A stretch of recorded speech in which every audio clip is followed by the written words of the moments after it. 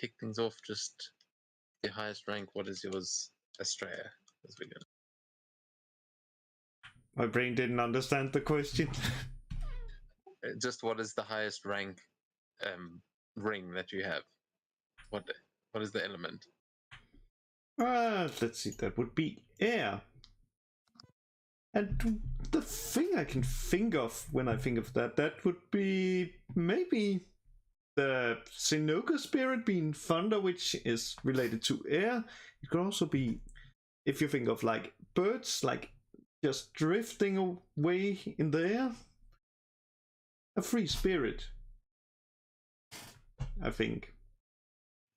Yeah, that's a good answer. Elias? The water ring, I'd probably say it's mostly just because, well, aside from the fact that he lived in a port for most of his life, he also had to deal with a lot of people he had to carefully walk around, so I like to think he got quite good at just being flexible, appealing to whoever he has to talk to. Yeah. Awesome. What about Jerry? Well, Jerry's highest rank is Earth. And excluding the fact that the spirit within him also is Earth related. Well, Jerry's entire journey is based on him. They need to get like stronger. Well, for him it's physically, so he'll be able to protect his kind. And that's what the Earth element is all about: is being tougher and strong and withstanding everything thrown at you. Yeah, much as I said it's about those spirits within, you guys are actually reminding me. Some of these are pretty damn fitting. Speaking of which, June, what about you? Well, June's highest rank ring is the Void Ring, and I'm sure it relates to her ambition to call upon the elder gods and such, and that ambition has really brought upon this feeling of nothingness, I guess.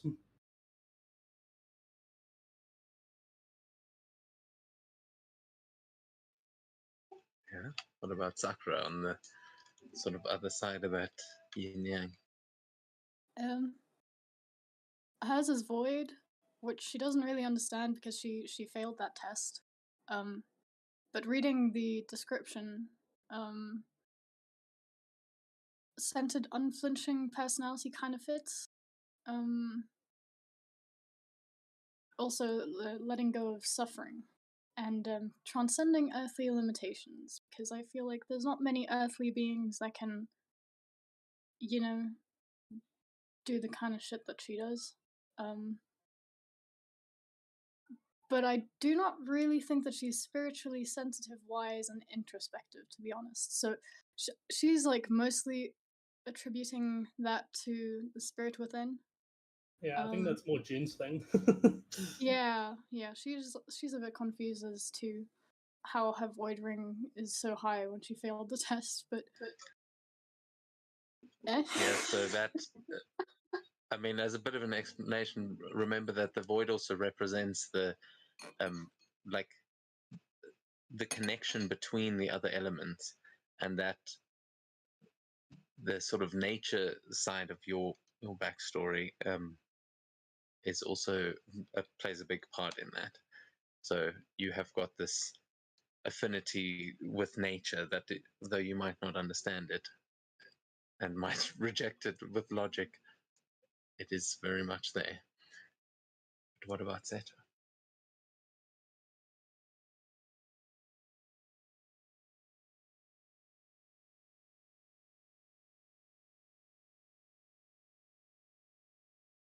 Zeta, are you there? You there, bro? Mike might be muted. Oh my god, my mic doesn't work. Oh, like, why are people not hearing me? Okay, sorry about that. Surprise, surprise. Zeta's highest ring is fire. I guess it's like, okay, like Phoenix and stuff like that, but he's been around the forge since he was like pretty much a cub. and on top of that, the ferocious and direct personality, and every single trait pretty much almost describes it perfectly. So he's, I guess, like very happy about his highest ring. Yeah, and I think as we see there may be a reason that these spirits chose all of you, as well, whether they chose you or whether there were other circumstances. Right now, we rejoin you as you have spent a night in Nishisawa, where last time we saw you, basically, did you? This was after the shooting competition, right? Last time. Yeah. Yeah. But either way, you guys went to the after. Oh yeah, you'd done the opening ceremony and everything, and after that, you were told where you were going to be spending the night at the monastery, and that your training would begin in the morning. So everyone made their way to the floating night market, where you guys placed some lanterns on the river and made your wishes, as you spent some time looking around at all of the different restaurants and things like that. Eventually finding your way to a little ramen shop and honestly eating all the food that they had, as you guys had a veritable feast, even bringing two of the unicorn members in to join you. And after that, you headed back for a much needed rest, as you made your way to the monastery to find the Red Dragon Clan and the Blue Dragon Clan having a little bit of a altercation over who was going to sleep where. Maybe not quite as violent as you had expected it to be, but you quickly solved the situation and made your way to the separate bunks. As yeah, everyone had a fairly decent night, waking up early the next morning to head out for your training. You heard that you were going to be training potentially with Daichi and Mac, so you made your way to go and speak with them. Daichi told you to go and talk to Mac, where you met with Mac and Kinji, that told you could basically go to the dojo or to the training grounds just outside the city. The dojo is definitely still available to you. You guys will have time to go to both. But he also gave Sakura a scroll and asked if she might want to create a sort of hyperbolic time chamber for you guys to train in, that would allow the sort of 3 days that you've got now to train to extend almost to like 3 months. But you guys didn't figure that you needed that much. You feeling pretty confident and made your way to the training grounds, where you were given your first tests and trials to actually start using jutsu, where everyone displayed a combo that honestly all of them were pretty devastating, and you guys pulled some new tricks out of the bag that are going to be very dangerous on the battlefield going forward. Daichi also offered you guys some. Well, he offered Seto specifically a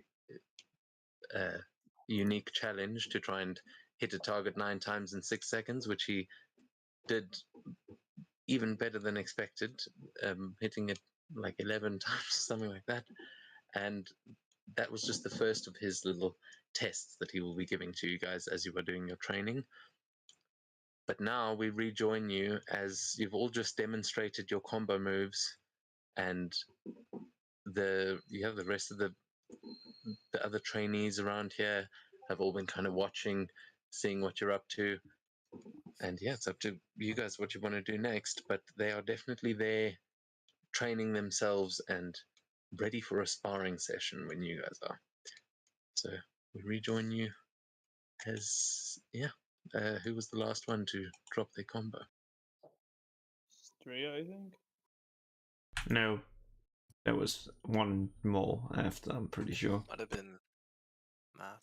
Yeah, I think it might have been me.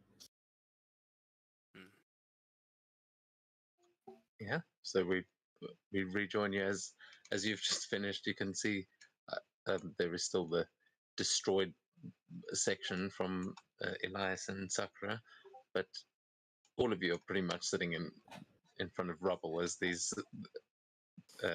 training dummies are trying to fix themselves. Yeah, Elijah's just kind of slightly winded. He wasn't expecting to be hit for pretty much 38 hit points.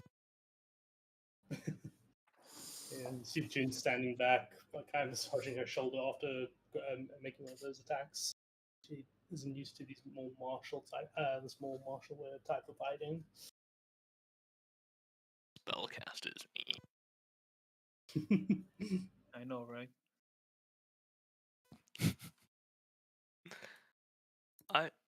I would like to see what General Mac was talking about in the tower, so I'm gonna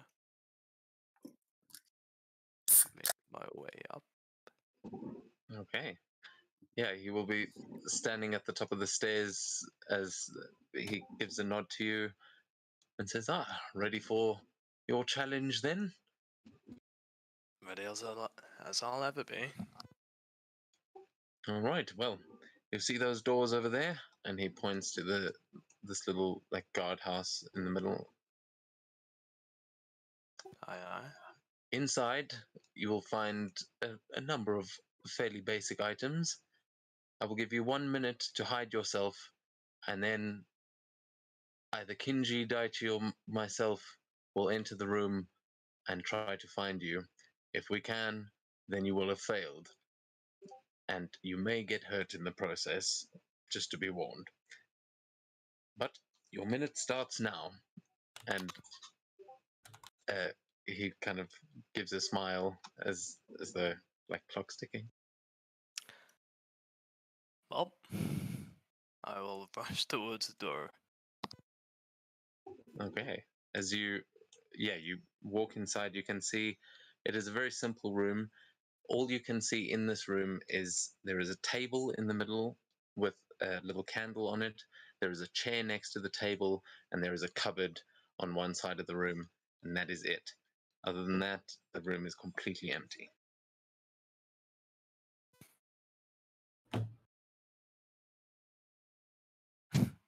I think I know what I'm gonna do. I just need to find it. There should be a jutsu that lets me just enter a shadow. So I'm going to do that. I just need to find which one it actually is. Yeah, the hidden shadow technique. Yes. Oh, hidden in shadow. Yeah.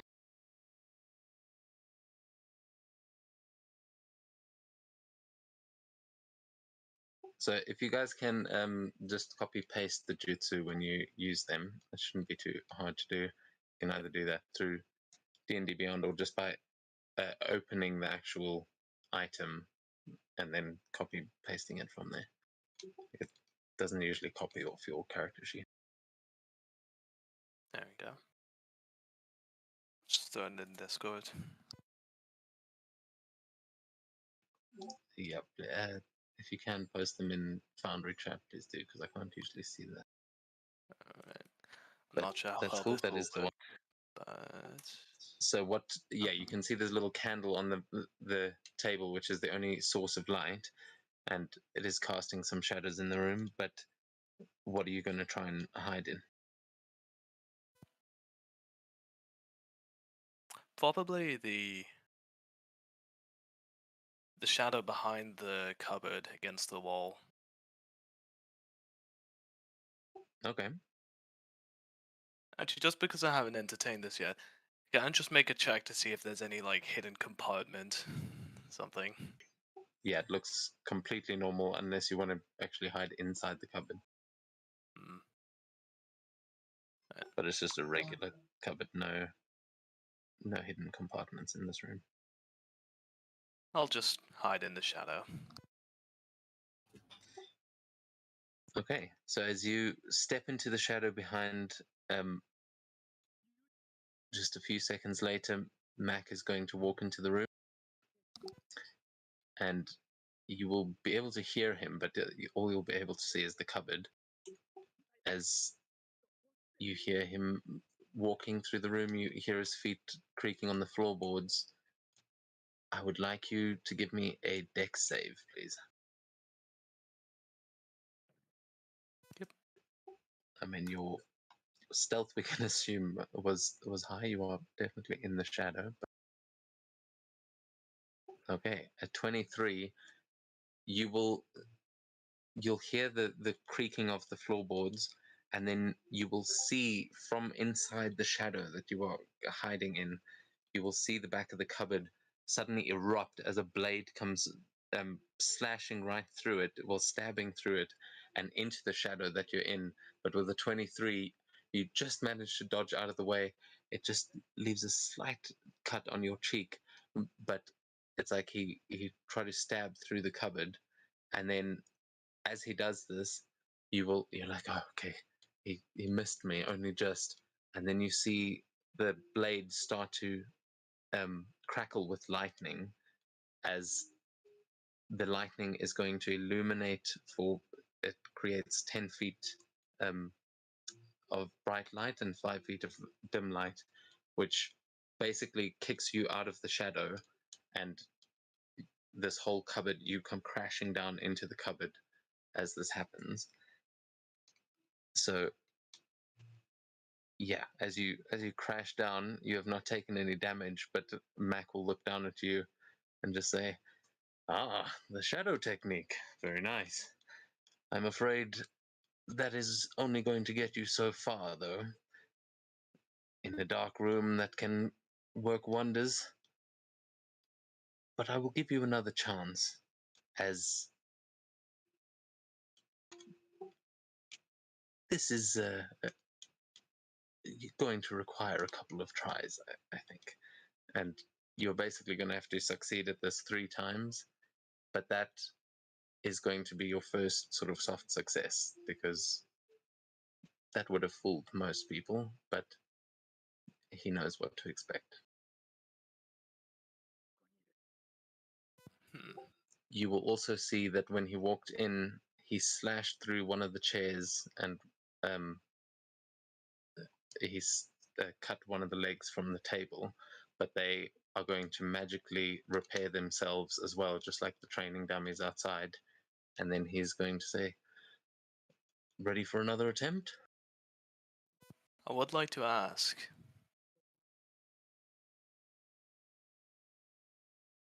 would it be considered a success if I trick you?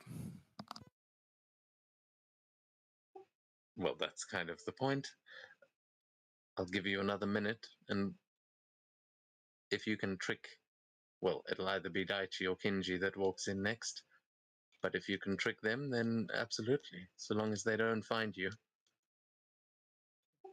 The shadow technique is a good one. I'll give you that. But I've been around my fair share of shinobi. I know not to trust a shadow. How tall is the room? It's about 20 feet. Oh, yes. Okay, we'll see how well this works. I would like to use Dance of the Shikigami, if I can find it. All right, I'll tell you what. While you are, Yeah. oh, actually, yeah. While you're finding that, we'll go to the others as Mac walks out and closes the door behind him, and you start preparing for your next round. What is everyone else doing? Sakura will just kind of wait for the next challenge, I guess. Estrella will be playing around with the bow, like trying to see if, like, okay, is there any like way, like if you like pull a string here and here, if it does something, like trying to like feel different things, like trying to get an idea of like where to place it to use it. Yeah, you've got a little archery range over to the left if you want to practice there.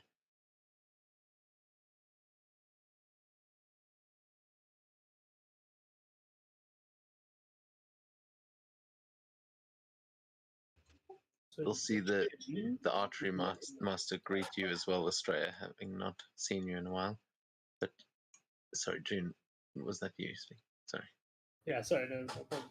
June is basically testing out her sword against different dummies at the moment, just getting a feel for it. You can see it's like the actual. It's pretty much Savvy Maru from Bleach. It's been swung around like a whip kind of thing, wrapping around the dummy targets and being ripped out. Yeah. I mean, part of your training now with the jutsu is going to be actually using them. So do you want to try and cast a specific? Are you doing another combo or? At the moment, she's using Dancing Fool's Whip Void style. You violently whip your weapon with enough force to crack the ground from the impact as it takes the form of tentacles, creating in a 15-foot cube originating from it. You will succeed at dexterity saving throw. Blah, blah, blah. Basically, it's just breaking the ground in front of her. I will unmute the dummy where she's hitting it. Basically, Oh yes, yeah, that is full blown Zabimaru. But Yeah. you can minus the cost of that jutsu from your hit points as you are currently training. This is basically representing how long you can train in a day before you become too exhausted. Yep. But yeah, June pulling out some hectic moves. Sakura, you can sort of see that there are some conversations going on between the other Dragon Clan members, and they seem to be like they've already also been training a little bit, but you can see a couple of them are pointing over to you guys as though they are assessing your skills.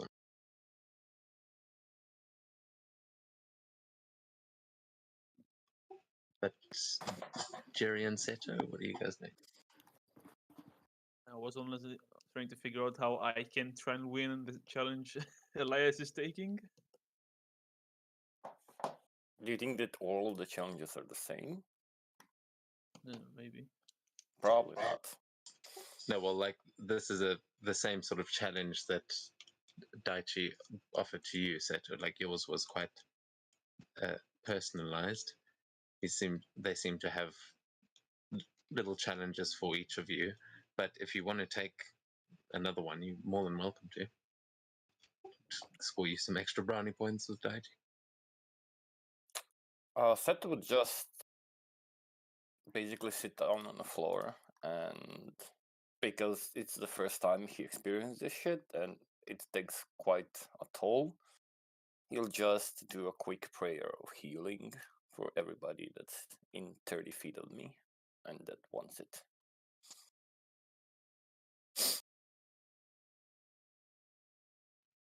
Wait, what? What do you mean? How is Seto doing a prayer of healing? That's I an have old it one. from Isn't it? Sasuke's. It's the From bond. Sakura's, not. Oh, cool. Nice. Yes. I just need to wait. Is I don't think it's in the Foundry.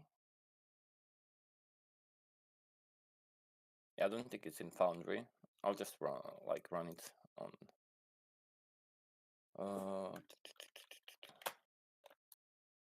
So 9 points of healing for everybody who wants it. In 30 feet of me, of course. And that's gonna take 10 minutes, so it's just gonna be seeing what the hell is happening with the June and can he take her on.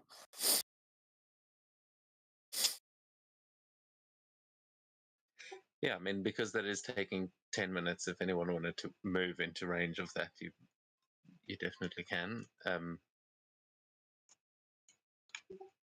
And you as well, Elias, because your training is only taking a minute at a time, so you would probably be able to get down there. I'll say everyone can take that 9 points back. Yeah, just mark that down yourselves. And yeah, as you are doing that, Sakura, you also see it is the sword knot on the end of his sword, that this little pink sword knot that I'm not sure if you guys have actually discussed before, but is there anything else you guys are doing down there before we jump back to Elias. A quick question. I can't concentrate on the jutsu and a spell at the same time, right? Still only one of them. Yeah, that's a good question. I'd say you can do one jutsu with a spell because you can concentrate on 2 jutsu at once. So I'll say, yeah, you could do one jutsu with it. Okay, then I might have an idea for Elias's challenge. Okay, are you going to go up and attempt it as well? Yeah, why not? Okay, so Jerry, as you make your way up the stairs, you will see Mac will kind of greet you, but you'll be seeing Kinji going into the room. And as he walks into the room, Elias, what is he seeing or not seeing? Well,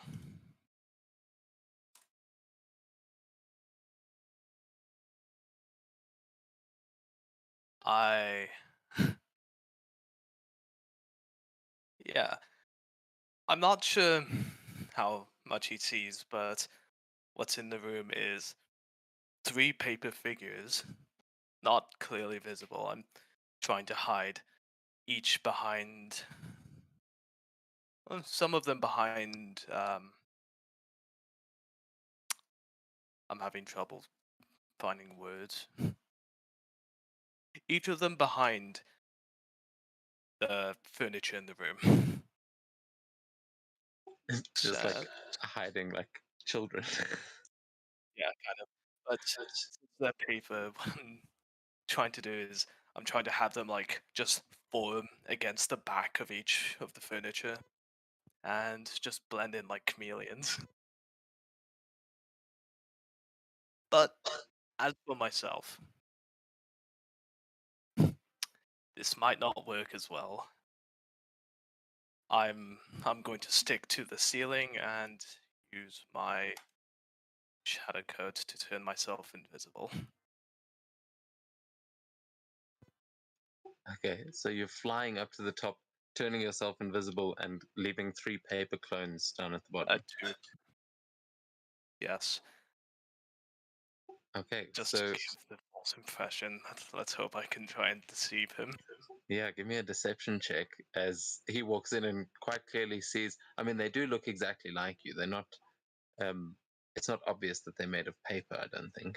Of course, I made clones because I knew you guys were going to use clones today. The only thing I didn't make was a paper clone. I missed that. But every other kind of clone. But I will make one of those too, so you can actually summon. They can blend in, so they're not like sticking out like a sore thumb. Oh, okay, yeah, I missed that. So let me. Oh, right, they can. Oh, holy shit! Yeah, so they just fold themselves. They can like fold themselves onto the like onto the surface and just blend in completely. So yeah, that's fucking cool. So he's going to look around as Kinji walks into the room, and you're going to see him sort of fix his glasses as he looks around. He's going to walk up to the cupboard and he's going to stab into it as well, pulling it back with a little flash of lightning and not finding anything. And then he's going to walk over to the chair and he's going to slash at it. He is going to hit one of your clones there, but as he just slices through, let's see what actually happens when they are just.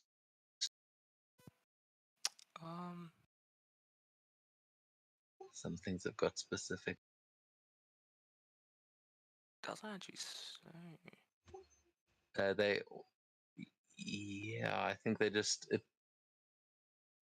Does it say how many hit points they have? I think 8 if it's, or 9 hit points if they've done that. So yeah, he'll easily be able to take that out. They do have immunity to slashing damage, so. Okay, yeah. So as he sort of slashes through it, the chair is going to like fall for a moment and then almost right itself as your paper clone is like hiding itself on the chair, and he seems kind of confused by it, but you are currently like right up above him. And then he looks around, and it's like he seems confused, and then you'll see him press something on the side of his glasses as the lenses just sort of flash over, and he's going to just look around the room and then look up at you. Now, he can see invisibility right now, but are you also using something that blends you in? Unfortunately, Or is it just not. It's so unfortunately your clones have fooled him a little bit too well, as he looks directly up at you, and while you are up there, you can see he's about to look at you. I'll say with the 34 in deception, you notice him moving his head upwards, and that he's just activated this thing. So your clones are still in the room. Do you want to tell them to do something? yeah, I'll have one of my clones actually make the scurry to another piece of furniture, just to sort of like grab his attention, because I feel like paper should make quite a bit of a noise. Yeah, absolutely. There's just a rush of paper moving across the room. He's about to look up at you, and then he whips his head to the side to look at that, and he's going to just fling a shuriken that hits the paper clone, and you will see it explode sort of into lightning, and then this paper just erupt all over and like float down to the ground as it is just loose sheets of paper, and he now looks very confused and is yeah, you are able to avoid him up at the top, and he's just going to like take a few steps back, and then he says, "Huh, that's a pretty good trick. How many of those have you got in here?" He just hears just a bit more rustling.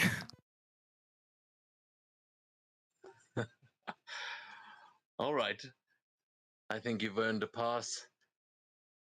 I mean, for all I know, you could be hiding on every wall in here. Well done. Now, please, for my satisfaction, would you show yourself? And he's like trying to figure out what wall you're pressed up against, but he still hasn't looked up. Just from the ceiling, like he sees the magic. He sees. Oh yeah, he still has the invisibility. Okay, yeah, he just sees like a hook of paper just come down in another, and then just as it reaches the ground, it forms into a body, and it's me. Yeah, and do you still have these wings of paper from the jutsu? Yes. All right, yeah. So you just drop down this paper angel as he looks like quite shocked and sort of fixes his glasses, and he goes, "Well, that was a good one. I look forward to seeing how you use that in battle as well. Never seen someone make clones out of paper before." I just bow in thanks as the other clone just like unforms from the chair and just stands up and dissipates. Well, my father will be up next. He's going to be difficult to fool. I wish you luck. And he gives you a nod, and he's also going to head out of the room as you see the furniture that he destroyed also starting to repair itself. No, I just need to actually see how much Yeah. it cost. Yeah, so that you used a pretty high level jutsu there just to get up onto the Yes, ceiling. yes. But Hey. I will remind you specifically that you have got another feature that lets you fly that's much cheaper. More dragonfly flavor than paper, Yeah. but Though I just- think that's just like a one-turn thing. Oh yeah, okay, fair enough. Oh, it's like a sort of flutter and then Yeah. Just like Yeah. something for crossing gaps. yeah. Still, I mean, there's ways to cling on to things as well. Like if Oh, you yeah. in this room may be difficult, but worth noting if you're hiding in a tree or something. But as Kenji walks out, you will hear General Mac saying, "So then, Jerry, can I help you? Are you ready for your test already?" Well, I don't know what it is, but I'll assume I am. Is it the same thing Elias doing? Oh no, we figured he would be best suited to a stealth test. I think Daichi's still working up something special for you, but if you'd like to attempt it, you're more than welcome. As you see Kenji now leaving the room, like laughing as he says to Mac, he says, "That one's full of tricks. I'm glad we brought him along. Clones of paper, would you believe it?"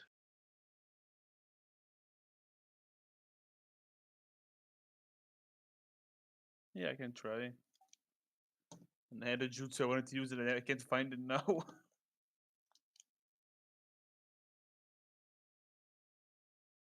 It's all right. You'll see Mac will also say, "Well, just give him another minute. No, Daichi is going to attempt to find him, and then you can attempt the same trial. Yeah, we'd be happy to test you."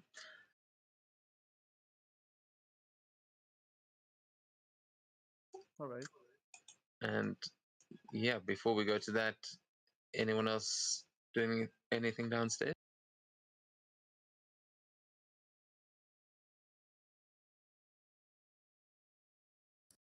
Not really. Jean stepped that back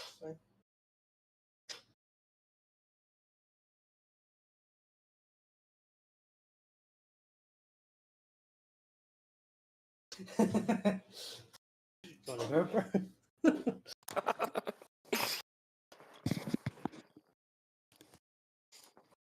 I mean, does Seto come to Jean while she's training? No. He's Yeah, assessing his situation. I want to beat somebody. I just know who what yet. yeah, you can see all of these other guys are definitely in that kind of they're giving off that kind of energy that they definitely seem like they want to fight you guys as they look like they need a challenge. So are you going to, I mean, are you going to approach one of them for a challenge, or are you going to wait for one of them to make a move on?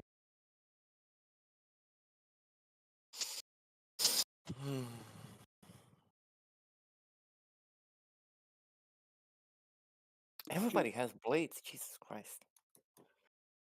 Yeah, No everybody. casters here. I need to beat a caster. Maybe the Spider Girl. There is definitely a caster. I think, yeah, she. You can actually give me a perception or an insight check to, as you've been sizing everyone up a little bit, and these guys you would know a little bit better. Would I? Yeah, so you would know that Dokiko definitely looks like she casts some things. She's got some spider magic brewing there, but you know that every other thing that every other group you saw definitely had at least one obvious caster in it that wasn't wearing hectic armor or anything like that. And in this group, there doesn't seem to be one. You think that it's either Dokiko or Manamasa, the Warforged looking guy, but you've never actually seen Manamasa cast a spell. In fact, you're not even sure what he is. Like, you've never come across Wooden Warforged before. But yeah, as far as you can tell, there's no wizards in this group.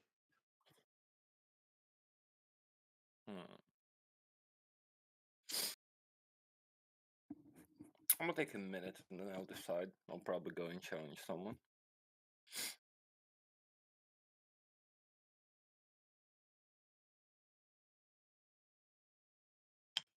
Okay.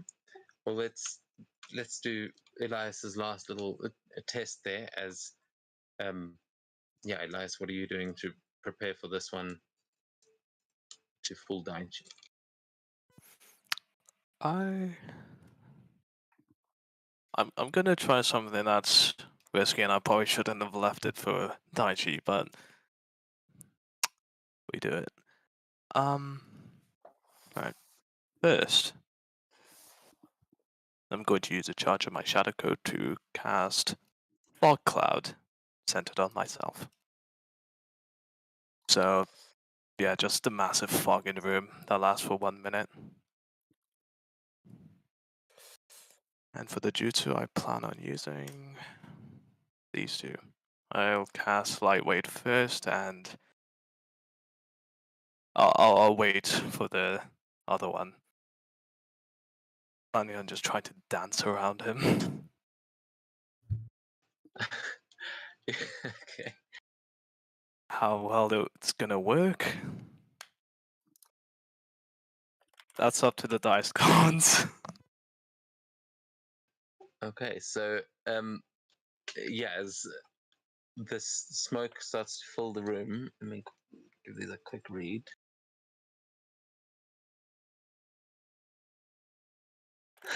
Okay. So I think, does that have to? Oh, it doesn't have to be a. That is a comp. Oh, never mind.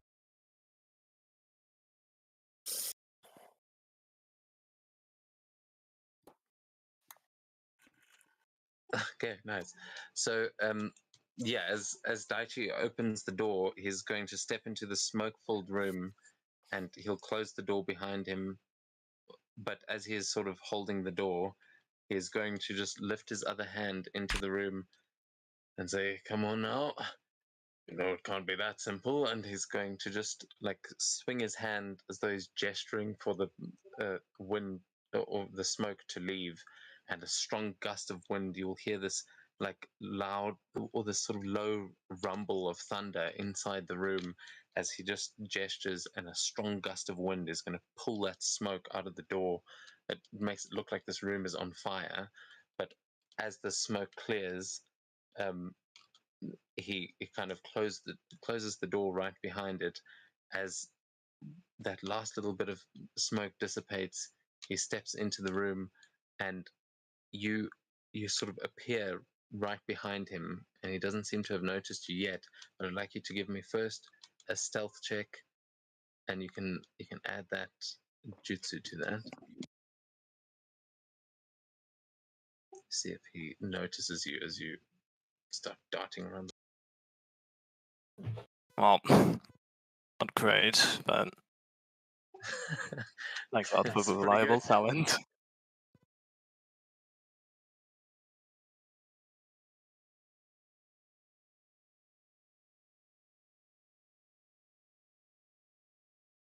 Lucky. So he kind of takes a step in, and you're standing right behind him, like the girl from The Ring, like just as he kind of walks into the room.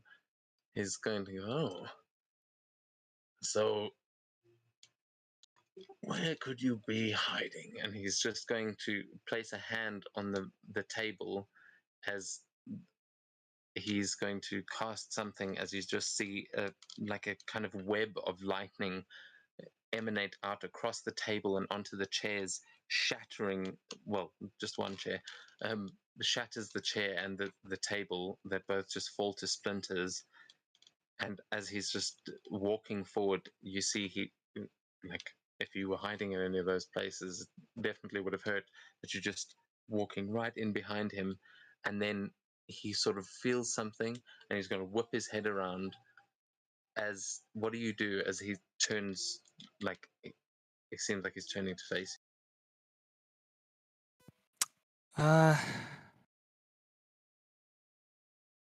Well, I'd like to cast a Bokujutsu, but I'm not sure I'll have the time. I mean, you're still under the effects of these jutsu, so this is more just for flavor. What do you? As yeah, you're definitely darting around behind him, but if you want to try and do something, you can. I'm just going to give him another fuck you and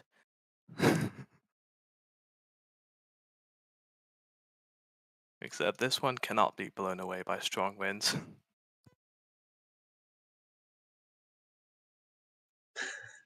So yeah, as he turns around, he's just met by this wall of mist, and he goes, "What the? I thought I got rid of this." And as it just sort of engulfs him, you hear him laughing inside the mist, like you are clearly hiding yourself. But he's like, "This wasn't the point of the test." He knows you're there. But well, he can't catch me.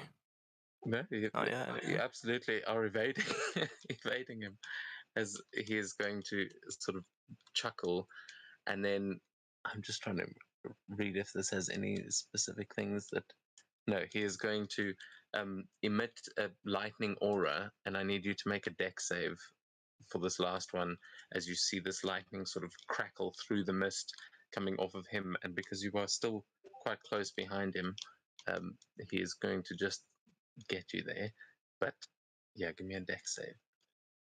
Yep. Half of my armor bonus rounded down.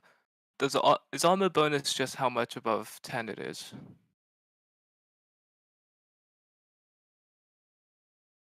I think so.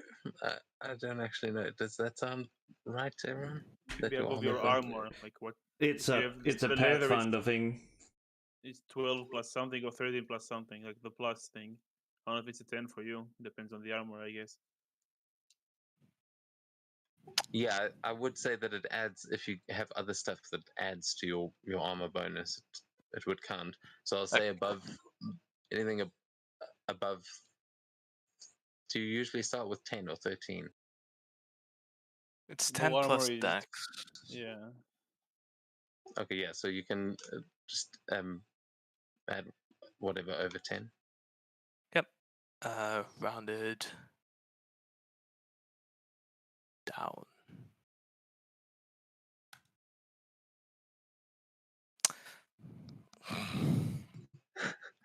Okay, so as this lightning aura actually fills the room, you are going to gain a rank of shocked as you are blasted backwards into the door, as you see the door sort of burst open and you fall down onto the ground as Daichi walks forward and emerges from the mist, and with a grin on his face, as he is going to just walk almost right past you and say, "I think that is enough for you today, but well done. It was a concerted effort. We'll see what you can do out in the field." And he's going to just step over to the edge of the balcony and start looking out through these, you know what it's called, the parapets or whatever. But yeah, you don't take any damage there. You sort of get shocked for a moment, and that will wear off for a little bit as you feel this lightning course through your body and you can't quite move properly. But yeah, wasn't fair. He just shocked the whole room. I mean, I feel like I could have got out of that if I just hadn't rolled in that one. Yeah. Yeah, definitely. And I can just imagine at that moment, Jin, Soka, and Zhang and Seto were just talking amongst each other. I wonder how Elias's last trial is going. Just and just him getting blasted out. yeah, you see a Look, flash look, of lightning from inside the building. If I could see you, I'd give you a reroll, but I cannot see you. So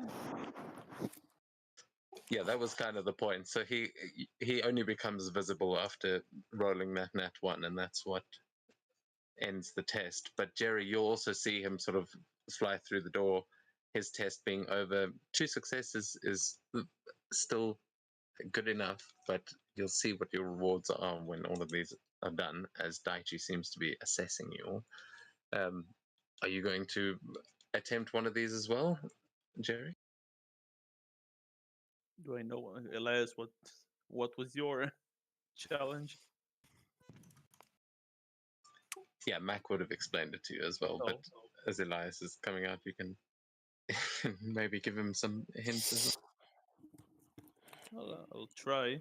I'm not as stealthy as Elias, but maybe I'll figure out a different way to do this.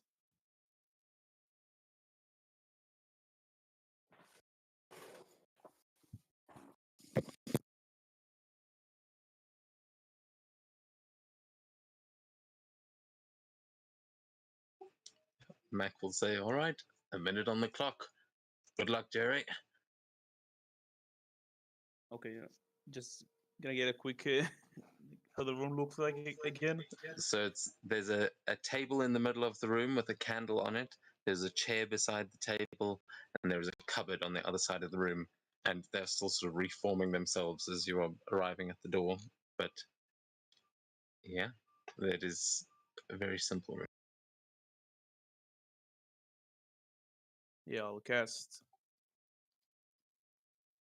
Earth released Earth clone. Instead of a shadow clone, I make an Earth clone of myself.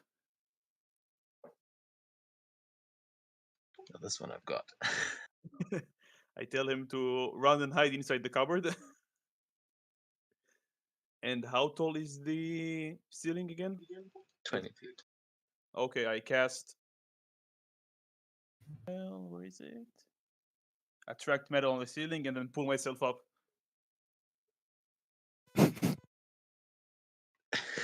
Yeah, okay, sure. You just like pull yourself onto the ceiling as yes, the cupboard doors are closed and your Earth clone is now just sitting inside waiting.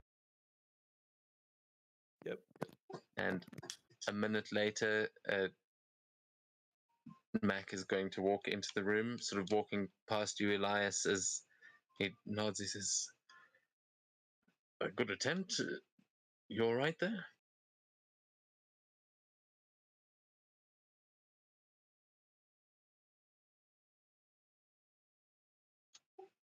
All right then. Mac heads into the room. As oh, I didn't see. He said BRB. But he walks into the room and takes a look around. He walks forward, slashes through the leg of the chair. He slashes through the middle of the table, and then he walks up to the cupboard, and he's going to plunge his sword into it with this crackle of lightning. As he, let's see, because this one's actually got some decent.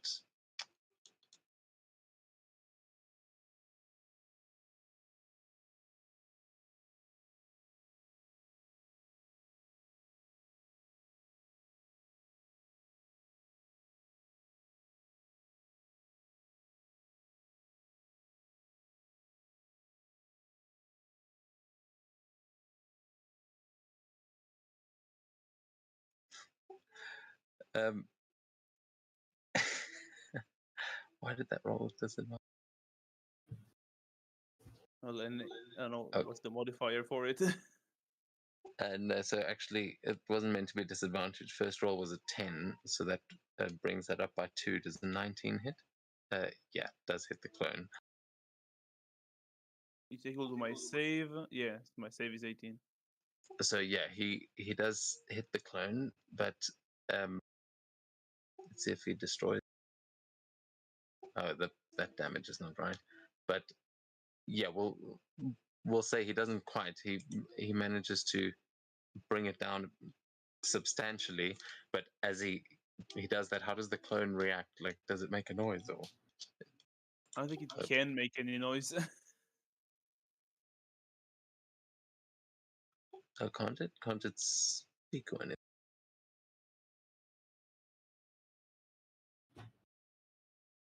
I think it can. I think you are. It's basically. It just says it's not sentient, but it doesn't say Yeah, anything but about it. To be able to you speak. can. Yeah, you just have to tell it what to do. Is the thing? I don't think. But anyway, it. Oh yeah, maybe an Earth clone is just just like mud, A basically. golem.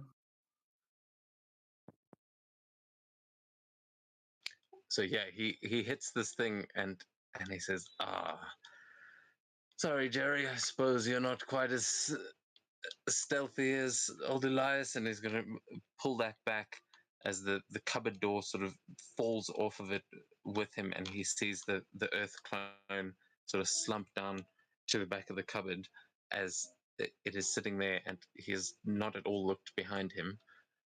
Are you going to do Clone waves anything? him. Yeah, it looks at him and he says, sorry, looks like I've got you. Maybe you'll do better in the other test. As he leans down and offers a hand to the clone to like help you up. Yeah, the clone will grab his hand and walk towards the door, and then just like stand next to the door on the inside, lifts his hands up, and I just drop down, and he catches me. He like Mac does a double take as he catches you and oh wait, what do you? And he seems completely confused at first. But yeah, your clone catches you without issue. Eyes can deceive.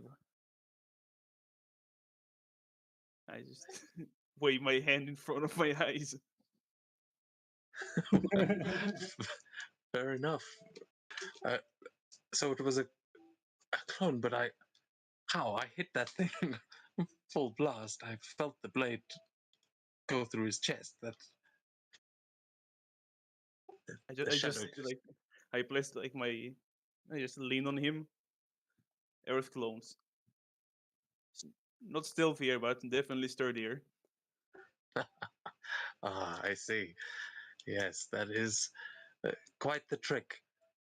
Perhaps not the best to stay hidden, but to avoid the blows yourself.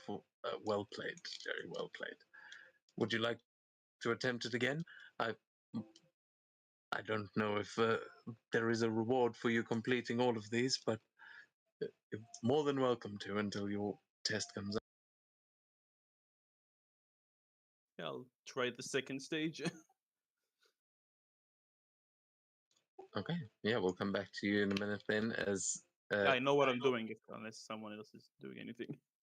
yeah, I just want to throw it to everyone else. Anyone else jumping in, doing anything?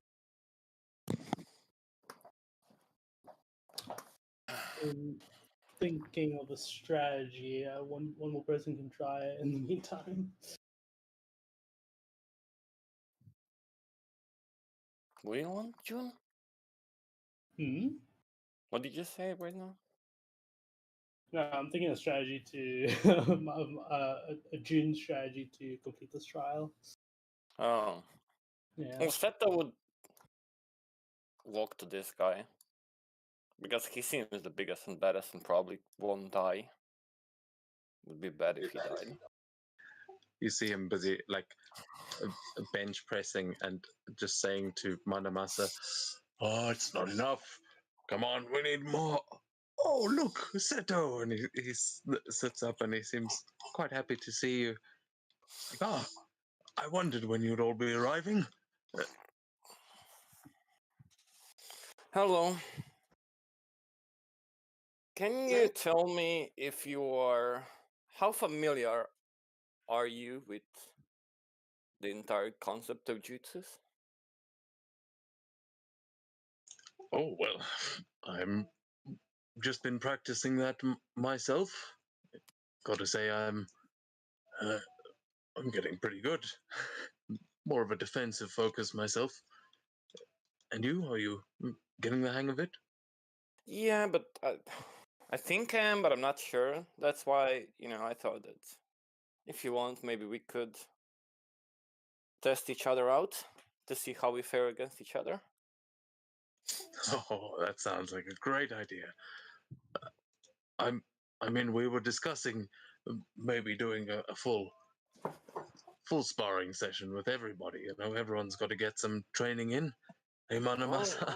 And you see Manamasa sort of turn as he sort of had your back to you at this point, and you see that he is at first it looked like he was just moving weights around, but you see he's holding something wooden in front of him that he puts back into his coat as he turns around to you and gives a bit of a nod, saying, yes, I believe that sounds like a wonderful idea.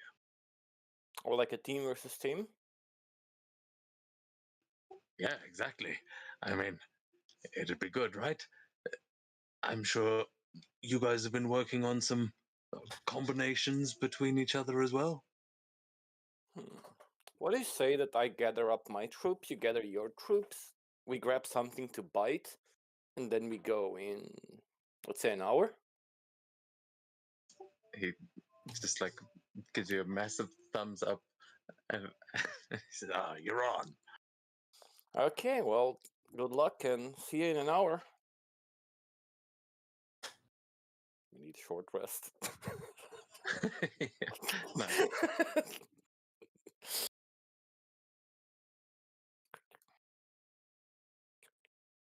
Jun. Yeah. What? Yeah. Stop what you're doing and start getting ready. We have a team tag battle in an hour. Oh, cool. So, I don't know what you have, but I want to see some fireworks, right? I see you do some random, like, giant shit, but I want to see some fireworks. I can rip a hole in reality if you really want me to. Okay, we don't want to kill them. I'll Now make a that- small rip in reality. Okay, that works. Can you also go and grab others, like up top, Jerry and Elias? Okay, I can do that. Yeah, thank you. Yeah, June just gets on surgery, floats up. Yeah, as you are floating up, we'll go back to Jerry inside. As what are you doing for your second attempt? Okay, how big is the room? Like the ground was 20 feet, like each wall. Just want to know the sizes. Yeah, about that. And I'm fairly small, so my clone is still alive. I will drop concentration on the attract metal. I move, like, grab the cupboard and move it, so it like diagonally lays in one of the corners, like as if someone is hiding behind it. And I tell the clone to go there. Okay, is he hiding in the cupboard or behind behind it, like the small like corner there is, like behind the cupboard and the walls. Okay, and you? Oh no, I copied the wrong one. 1 second, I know exactly where it is. It's your clone's just like sitting down behind the cupboard, thankfully not sentient enough to wonder whether or not this is going to work for it again.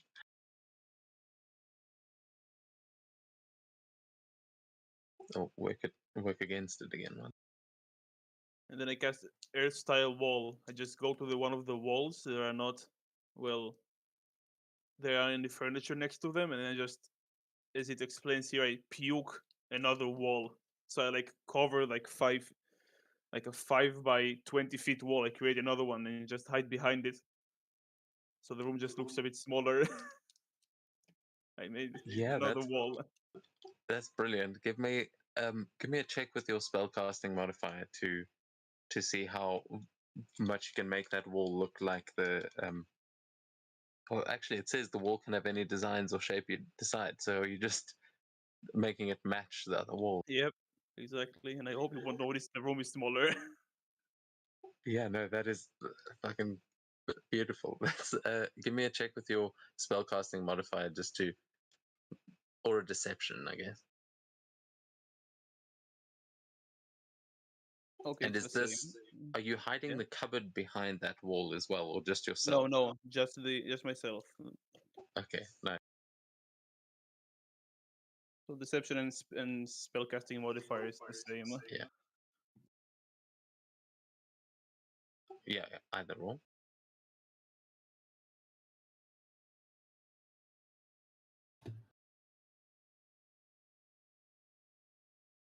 Okay.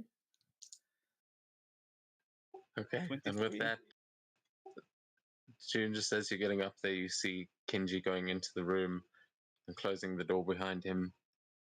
As he looks around and he sees the cupboard and he goes, "Oh no, Jerry, come on now. Mac just told me how you lost the last one. You can't seriously think that turning it sideways is gonna help.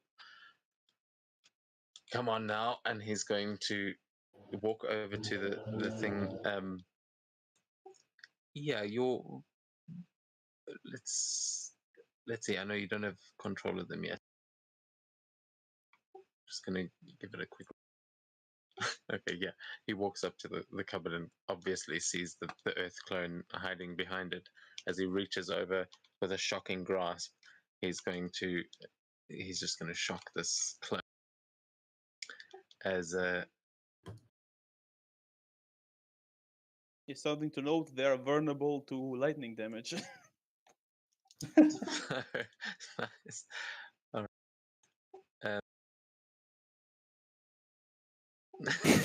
Got a nat one.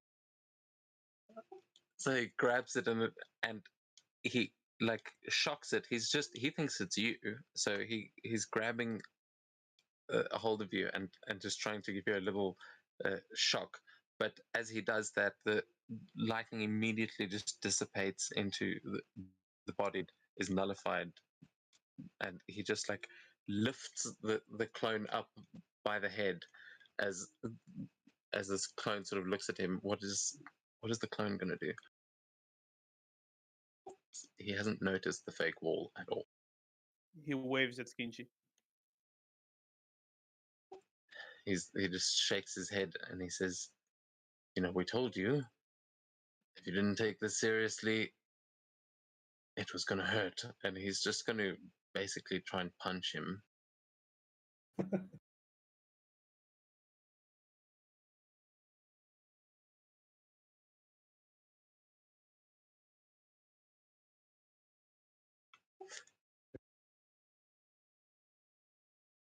So you just see him like holding him by the head. He just punches him in the face. But as he does this, the clone just explodes into, oh my God, what? How did it survive? Let's go! Is it resistant to bludgeoning as well? Actually, let's make sure. He has immunity to Jutsu, Psychic, and Poison damage, resistant to bludgeoning, Earth, and Cold. Yeah, resistant to bludgeoning. He goes, "What the hell? How are you doing that, Terry? Is that your..." And then he like looks at it. He goes, "Oh, it's the fucking clone." And he just like, is the clone going to do anything at this point? Or as he realizes it's a clone and he's trying to destroy it. It looks like he's going to try to throw it across. He's trying to like get off his grip and run to the exit. Okay, you can give me. Oh yeah.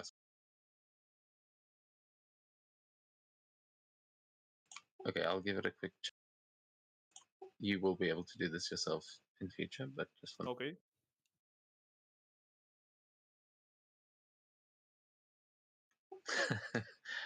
So it pulls itself free from his hand as he tries to throw it, and just runs out to the door. Is it going to do anything else, or he's going to try and blast it with lightning as it's getting to the? Or I suppose lightning he knows isn't going to work, so he wouldn't bother. The other way around, but okay. He will go to the wall, like not where I am, but not too far away from me, and stand next to it, like waiting to be blasted.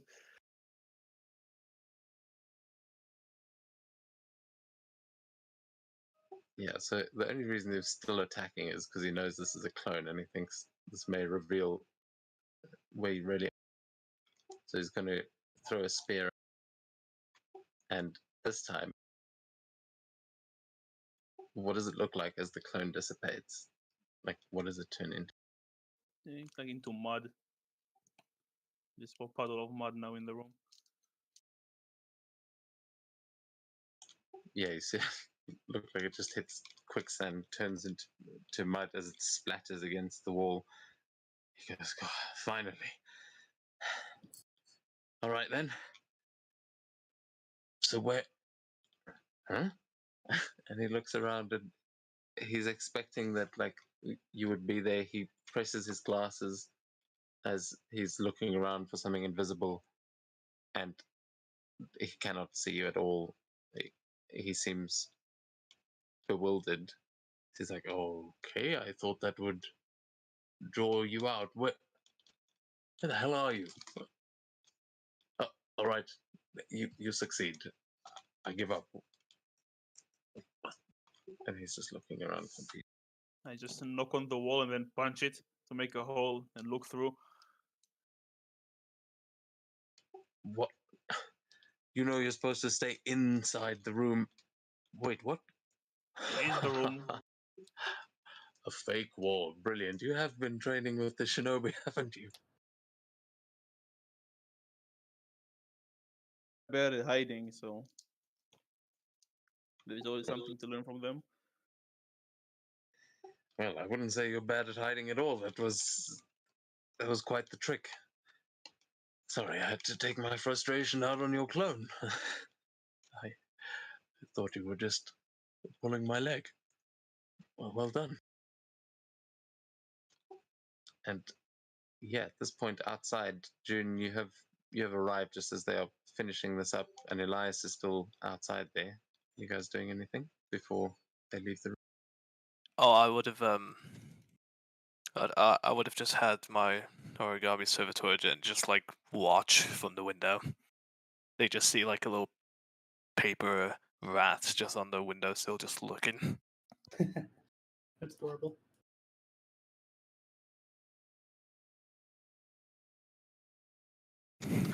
Because I did that. I actually need to. I'm gonna kill myself with these jitsu. That's the danger. Yeah, as Kenji's leaving, he seems to be chuckling like he got properly fooled. And what Seto has basically secured for you guys now is a nice long rest. I mean, a short rest, in order to prepare for a fight and maybe get back some of the points that you've lost in your training so far. But yeah, Jerry, are you joining them outside there? As I suppose they haven't told you that yet. Sorry. Stole that from you, June. My bad. No problem. Yeah, as Jerry is coming out and says, "How's the trials going, boys?" I won two Wow. of them, and at the moment, I still have one more, I think. Seems that we have a better rogue in the party than me. I just have to be more creative. And there's a look of confusion, and she just goes, "Wait, Jerry is actually succeeding at being stealthy?" It's about expectations. Nobody expects the fucking powerhouse of a mousefolk to be good at stealth. More the deception than stealth, I would say. Stealth is stealth. Kenji, Think I thought. Kenji overhears this and he says, "Look, there's always mice hiding in the walls. Quite honestly, I think he's got a natural talent for it. We'll see how he handles father."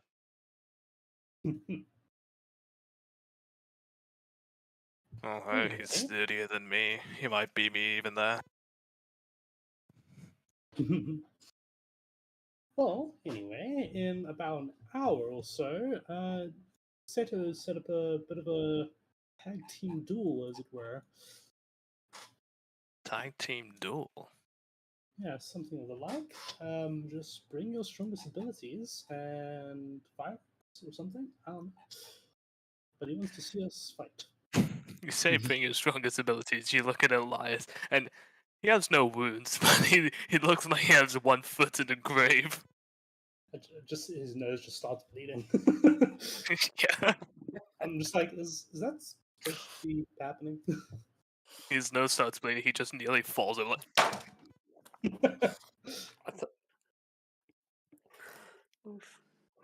I just put up my hand to steady him and say, "You good, Chief?" Yeah, I'm just leaning against the wall, like, yeah, I'm cruising.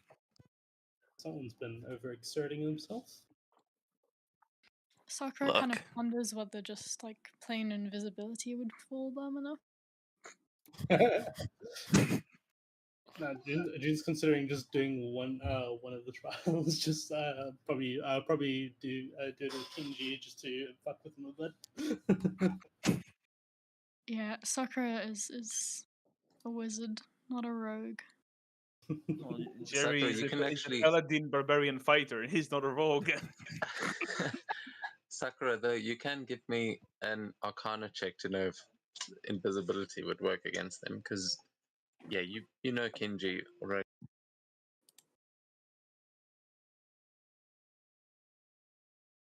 Okay, yeah, you definitely know that those glasses of his allow him to see invisibility. It's not a very complicated magic item, but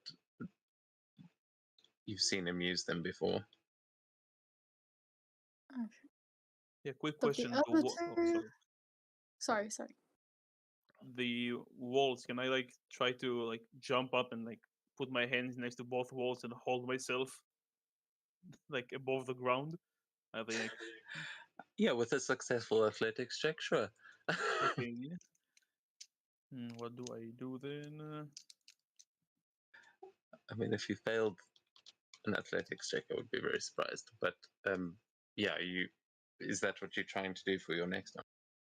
Yeah, I have an idea. Um, yeah, why not? Yeah, I'll create another clone. I'll drop the wall. Oh, there's a Jesus that tells me to slam on the ground. Can I slam it like against like it says ground? It won't work. Well, I want to slam it like against the surface, like a wall instead of just the ground. Yeah, I guess I don't know. Depends what kind of. Yeah, I'm sending it. Dark rock. I slam a bounce into the ground, and the immediate area becomes blackened. It's just asking if I can slam like a wall or something instead. Yeah, you are creating. You're like pulling something out of the ground. So Oh, right. yeah, but I would say maybe not out of one of these walls. You'd need to pull that out of a stone wall. These these are just plaster, but you're like underneath you is a stone floor, so you could probably shape it the way you want, though. But like, I'm trying to picture. I don't really understand what this. Just a black rock. Yeah, like a radius around it becomes like very darkened. You can see into it, and I can only see out of it if I touch the rock. So I'm technically invisible inside of it. You can see you can see into it out of outside of the range of it. Oh, okay, yeah, I see. So you're literally just hiding yourself inside a rock Yeah. of your creation. So yeah, I mean, you could definitely sort of merge it with the wall and turn that into. It would make it look like that wall is stone there.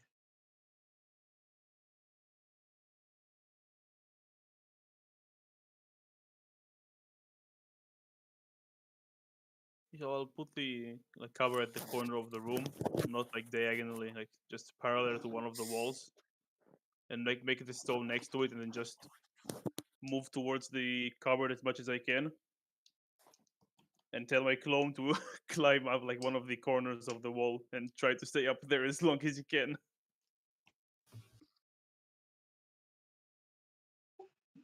Okay. I ran out of ideas when I saw that actually like it's both like a structure, but I'll try it. Okay, I'm gonna say that I don't quite understand this jutsu fully. I, Seto, have you seen this one in the show? Do you know what it looks like? It's like a small structure. Like the area within 10 feet of it is blackened, so you cannot see through it. It just absorbs light. Yeah. And only Yeah, but is it like, are you summoning like a monolith in the, in the middle of this room that's just sucking all the light out of it? Because that's a pretty obvious thing in the room. I can imagine that working in a like field of rocks, but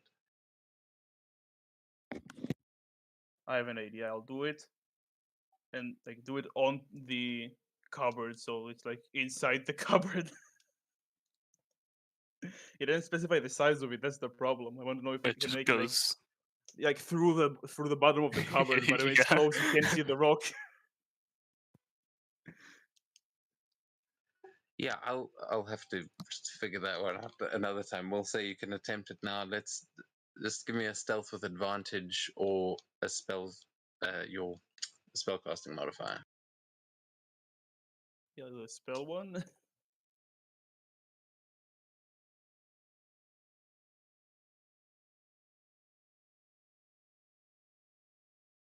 Okay, not sure. Okay, I think I did roll. Oh no, it was his roll. Never mind. No.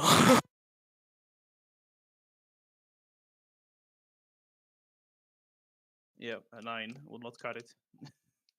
Okay, so as he walks into the room, he's going to look at the candle on the middle of the table that is clearly much dimmer than it should be, and then he looks across at this. Yeah, I mean, again, don't really understand. It looks like the room's burnt on the one side, as you will see him just like close his eyes, and then like from behind his eyelids, you will see this like crackle of energy and a blue glow as he opens his eyes, and you will see him looking directly at you as he says, to try and blind me. Very clever, but I'm afraid a little simple. And he's going to look up at where the Earth clone is hiding as well, and say, and the same trick is only going to work once or twice before people catch on. Though I admire your attempt, even though this is not your specialty. I will bring it into consideration with my rewards. And he, like, as he's just trying to figure out what this structure you've created actually is, he seems to be able to see it as it looks like Daichi may be immune to being blinded. Yeah, I tried. And I just walk out of it and just appear there. Well, you can see me clearly, but I just walk out of there. And my clone also walks, like drops down and follows me. He said, like he's looking downwards, disappointed of himself.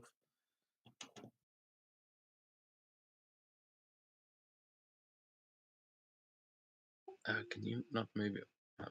I couldn't move myself because Yeah, I just realized you're probably in the walls there. So, Yep.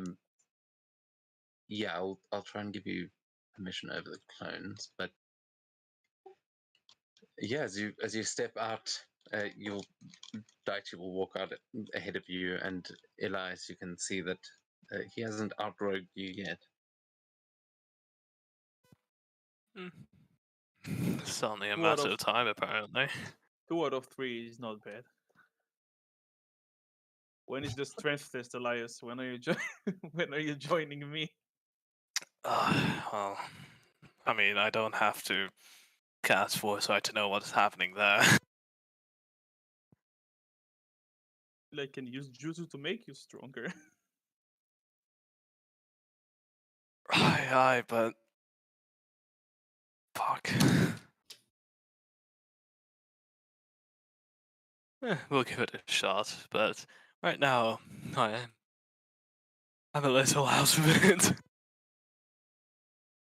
Ah, come on, you don't look that bad, and I punch you in the arm. Elijah just goes limp. No. Maybe after a break.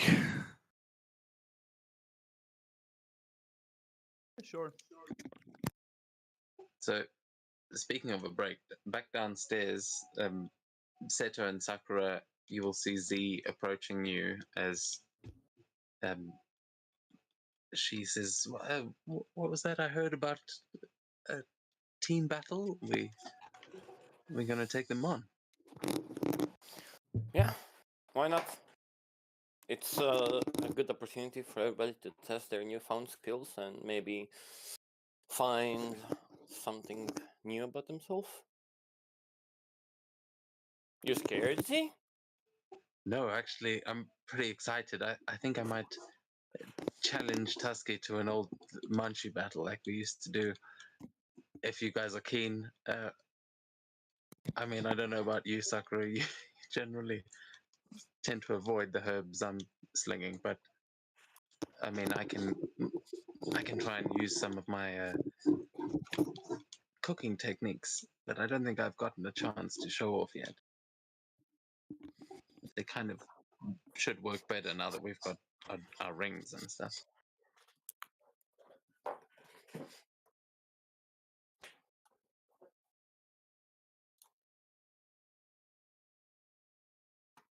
You are muted, Sakura. Sakura, you're muted.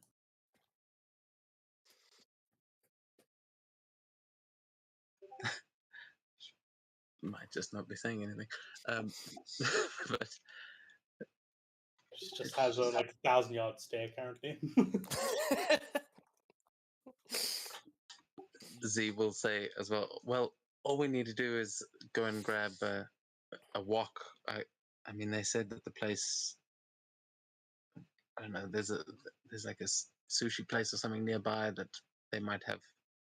I'm sure they do stir fries and stuff as well. A wok shouldn't be hard to find, but I'm gonna need to run back into town before we start with that battle. How much Can do you probably- need? Like 15 minutes? 20? Yeah. I No, I it mean, should be yeah, fine. should be like 10:50. Yeah. I can make you a walk in a few minutes, but if you can just run to town and grab one, you probably do it faster than I can create it.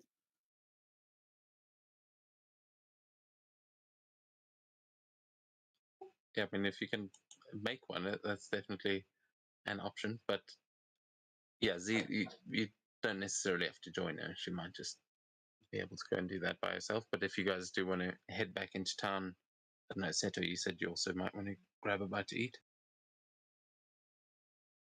I mean, I think that everybody should just get a good short rest, eat something, prepare, and then have some fun. Yes, Jerry is heading down the stairs. He's like brawling with his clone. Like he throws a punch, the clone dodges. The clone throws a punch, he dodges. Like as he makes his way down the stairs, and when he reaches down, the clone just turns to mud. She's just walking right behind. It's like it's just nodding at it, shaking her head at it. I mean,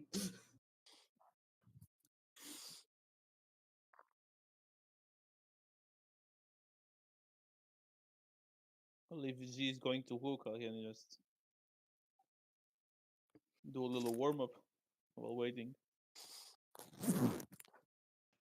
Oh no, I think we should like get some real food if we're going to be doing that. Otherwise, I don't think you're going to be fighting that good on my cooking. But during combat, I'll be able to help you a lot. Just Tusky's a little better at the savories. Let's go eat. take the food. Yeah, I'm just going to need a wok and some butter, and then we should be good.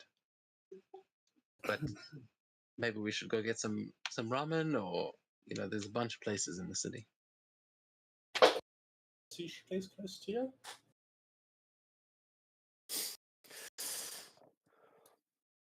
What was that close to the dojo?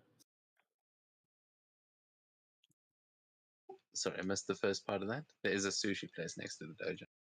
Oh, Yeah. Shreya, we're going for a eat. You want to join us? Sounds like a good idea. Okay. Oh yeah, by the way, we're gonna fight everybody in like an hour.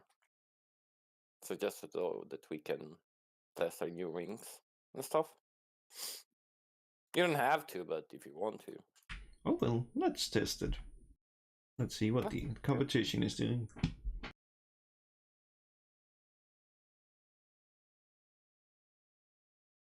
Just see Seto's like jumping around like a chihuahua. Jin's just Jin's currently just watching you. She's not like looking with her eyes, she's looking with her head, just watching you bounce around.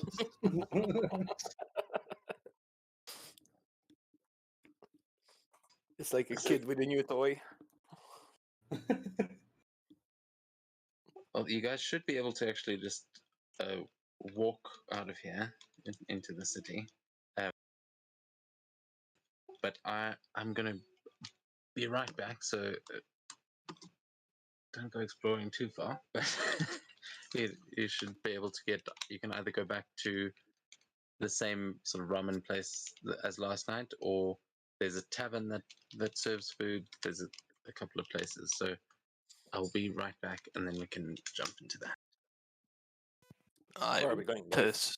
I personally would like to go to the tavern. Tavern? Yeah, we can go to Yes. Let's go. Also, hey June, that. Yeah. I can cast Crown of Stars now. You're not the only one. You can cast Crown of Stars, but can they look like mini black holes?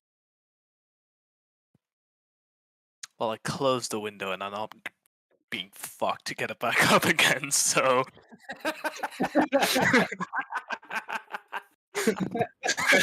next time I look at it, I'll let you know. Well, I can't cast Crown of Stars, but I can cast something similar. I can actually doesn't- cause the Crown of Stars as well. It doesn't, What it the doesn't fuck? blow up, Doing? but it makes limbs disappear. Oh, I mean, I can tear a rift into reality. If that's worth anything. yeah, the Void Ring offers a lot. Oh, is everybody really high on Void Ring? I have an A in see. it. I'm an S. So we have two S. I have an A as well. Yeah, Two my A is in S. fire. 2A. I have an A in fire. and an What the S fuck? in void. Yeah, me and Sakura is A in fire. I have an Sakura's A. back. Yeah, she's like it. Like the description fits her. I'm surprised she didn't get S in fire because I feel like that's what she did best, with like attacking shit. That's her kind of thing. I am back, and Welcome back. Hello. and about your, if you feel like you should have gotten a different rank, you're welcome to bring it up. But No, don't worry. the only S ranks that you guys got, S rank is like some other kind of otherworldly, godly kind of power. So the S ranks that you've got are usually connected to what's within. But your A rank might be what you did best in the tests. So Yeah. I probably fucked those up too. No, don't worry. After your like explanation on the S rank and the void ring, it makes more sense. Oh my god. We can cast a Nova with two other casters? Holy shit. Holy crap, Vacuum Wall is overpowered. I am so happy I have that have an A rank in air.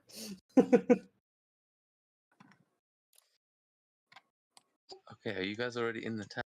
Yes. we've got- Okay, I hope you haven't gone exploring, but Yep, just take your seats at the bar. It's waiting at the door. no, that's cool. I mean, there's not that much to find. I'm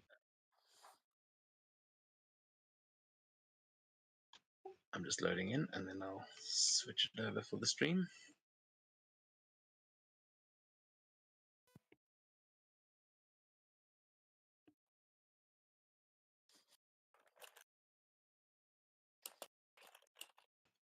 My foundry's being a bit slow for some reason, but yeah, as you guys arrive, there is this is the tavern that has been mentioned a few times. That it is a fairly typical place. You can see there are a couple of other samurai here that are taking a bit of a rest, or maybe not training so much and drinking instead. Yeah, as you see, most of them seem like they are from either Scorpion or Phoenix clan, based on their colors, but you might not know for sure.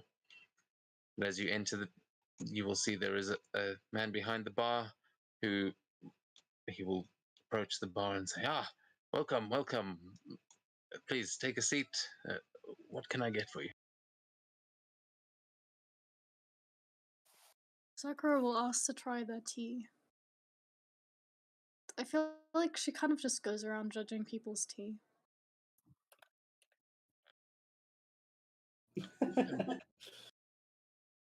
Yeah, he'll give a nod and say, "All right. Any particular kind you would like, or just the house special?" Your specialty will be just fine. Thank you. Wonderful. He will mark that down and continue on along the line. You can see that behind the bar there are all kinds of different sake brands. That seems to be the main. This seems to be some kind of a sake den, but they definitely have tea available as well. Or yeah, mostly tea and sake. Yeah, June will ask, do you have any sake from Northern Kiga? Yes, actually, that is one of our top imports. Hence, our guests over there. Would you like to try what they are having? I mean, those are our other guests are all from the north, and they've been quite enjoying it. As you see, the guy next to you at the bar is kind of he has a glass in his hand as he lifts it and said, "Would highly recommend." Yeah, I'll have a serving of that.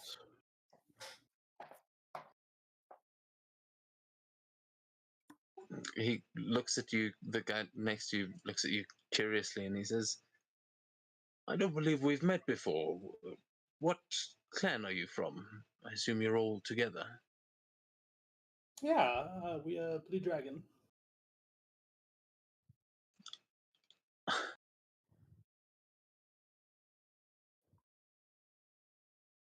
No problem with Blue Dragons?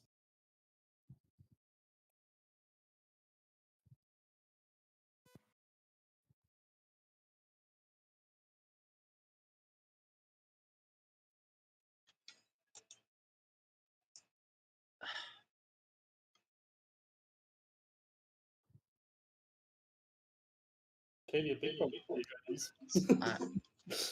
Sorry, I don't know if you can hear me. We can But- now. Yeah, I'm not. Everything is so frozen. I don't know what's going on.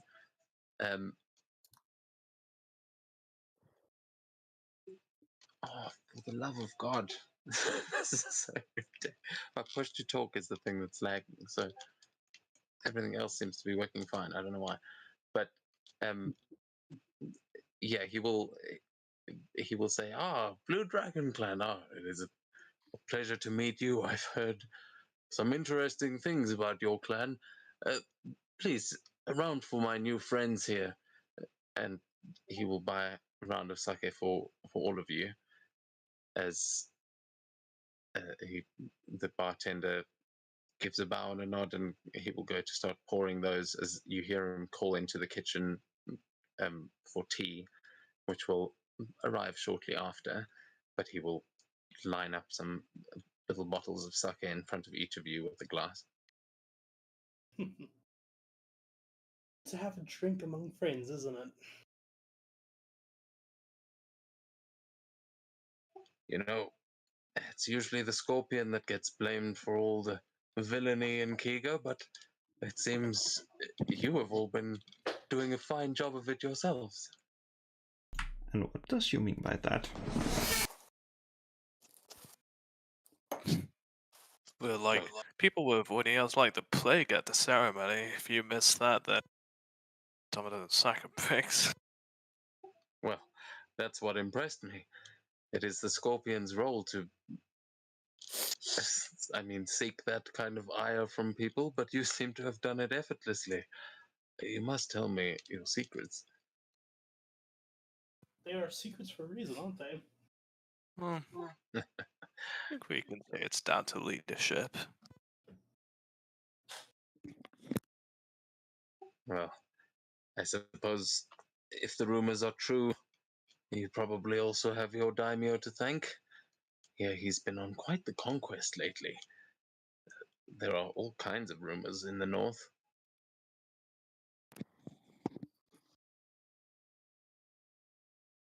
Yeah, we've been away a while on training, so we haven't really been keeping up with rumors.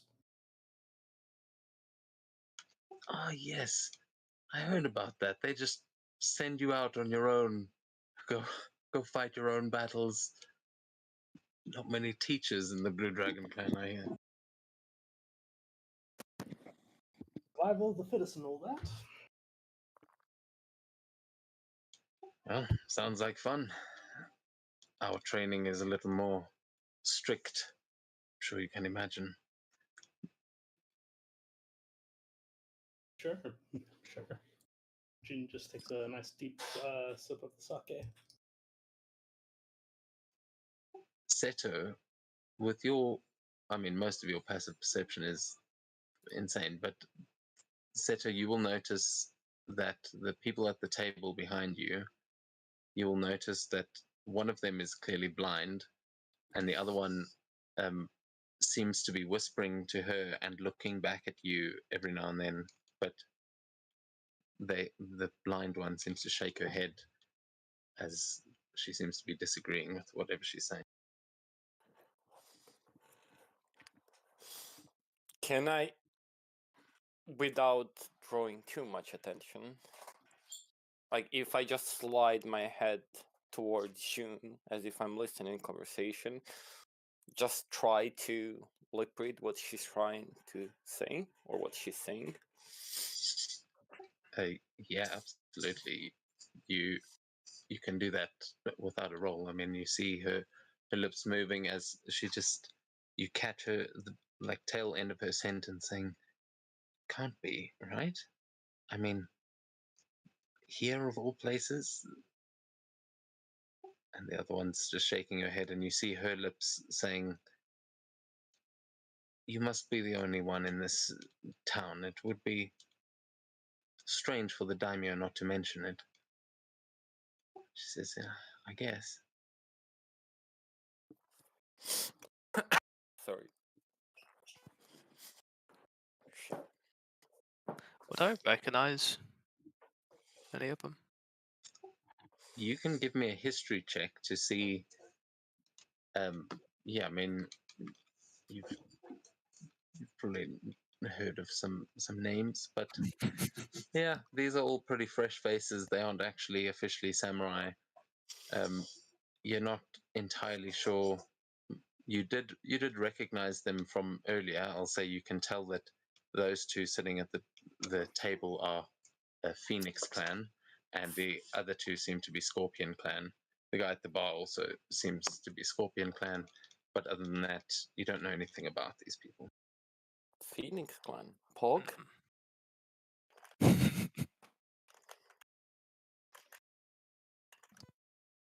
Anyone else who wants to make a history check as well, you're more than welcome to. Yeah, I'll make a history check as I look around a bit. My history is so strong. What the? Holy mother of God. Holy, I beat Sakura in history. I mean, fuck. Wait, what? Yeah. So yeah, for the rest of you, you would all recognize the clans that they are from for sure. But Estrella, on your travels, seeing as you have actually come down through the north, like you may have spent some time in these places, and you know, in searching for the people you've searched for, you've definitely come across many names that you do actually recognize at least one of the people in here. Let's see, who are they? I'm just trying to remember because the Scorpion clan are I know she was probably at not the lineup. I don't recall her being at the lineup. They both definitely were. That all of these people were. You would definitely remember all of them from there, though. One of those names would stick out to you as the woman who was doing the whispering. You would remember noticing that her name, like when you met Seto, you've heard the name Sheba that has been thrown around when people have mentioned Seto, and when you passed through the Phoenix clan, Sheba was one of the sort of royal families, like one of the noble families, and you recognize seeing her. It may have been a while ago. She may have been a little bit younger, but you remember that she was one of the daughters of the Sheba family. The other one you're not entirely, you don't know anything about, but you probably did see her in a tavern as being one of their blind assassins. Is Yeah, people all seem to respect her in the Phoenix clan, and the other people, yeah, you wouldn't know anything about the others.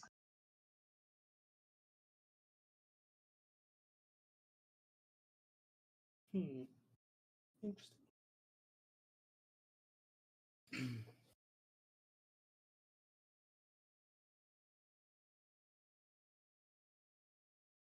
So, are you going to share that information with anyone or say anything? Let's see here. Oh yeah, I'm just messaging like that, like sitting whispering like that, like while I whisper, like sitting there and like not talking out loud, but basically like whispering it, like as I'm going through it, and it's like sending it to Sakura.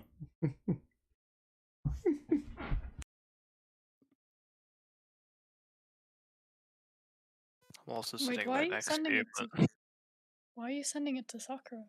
Because I don't think Seto wouldn't give a shit. June, he's a Mexican. Elias, well, he sits on the side, so he maybe can hear it. And Jerry, he just hits stuff. well, I mean, I can hear it if you don't tell me.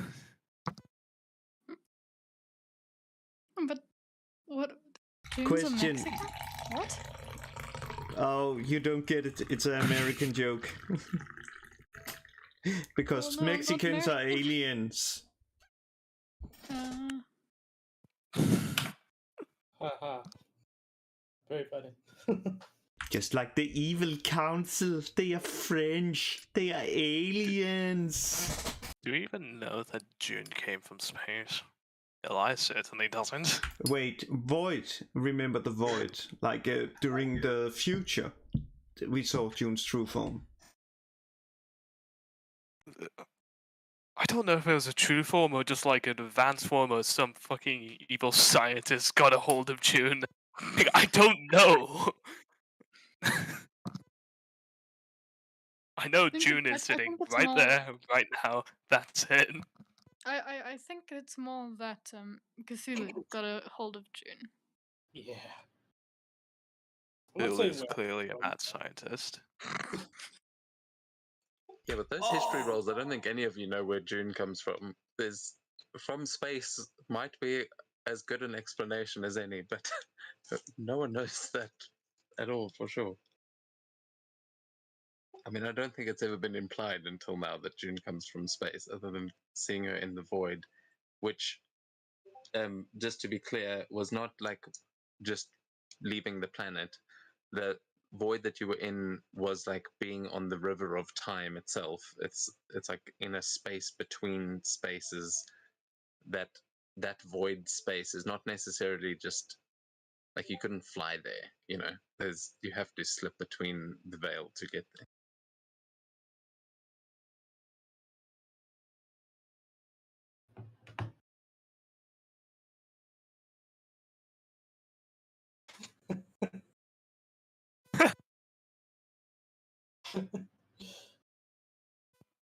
Uh, Effectively, a different realm.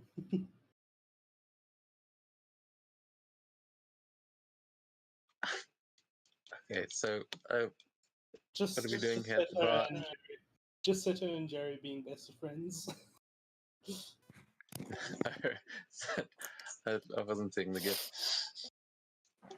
So you guys just having a like drinking montage. Yeah, pretty much. I mean, we have to eat. Any good? Oh yeah. Didn't Z want us to get a walk or something, or was that later on? That's where she is currently. She's going to grab a wok. But yeah, I mean, if you want to steal one for her from these kitchens, I guess you could. Though at this, yes, Sakura, the message you got was that the woman sitting over there is from the Shiba family. If that has any relevance, but other than that, the tea, you can give me a con save to see. This is just to see if you like it or not. It's not poison or anything. Yeah, I guess Sakura's hopeful if she's ever able to change the future is that she can retire one day and become a tea critic. It's okay. So, if you were a tea critic, this would get a bad review. It is these people clearly specialize in sake, and the tea is average at best. It's drinkable, but this would be a 2-star. Ah. to be fair, you go to pretty much a bar and like order coffee, you can. That's expected. Yeah, it's what the barkeeps are drinking just behind the bar. Like this is not something that they necessarily are specializing in serving.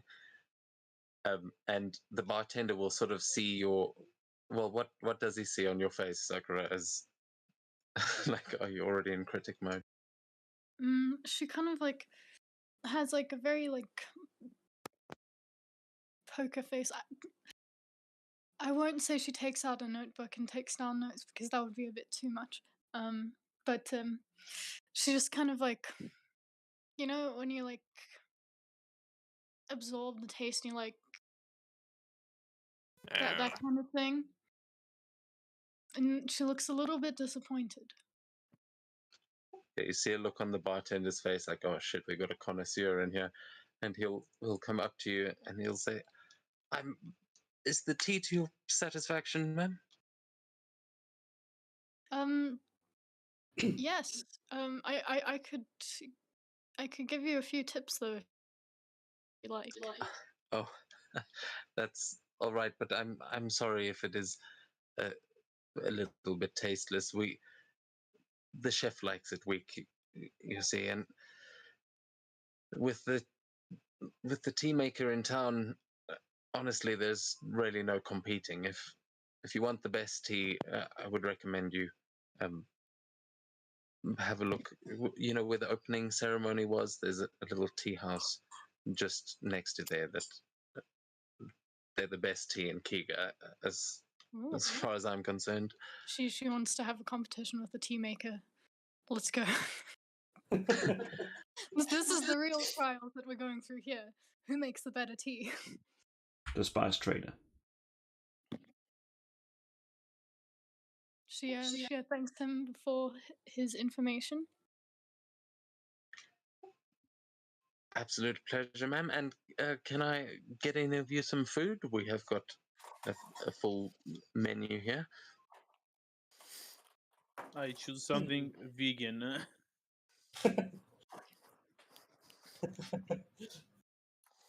Do you have any Okay. Oh, sorry, I got stuck on. So,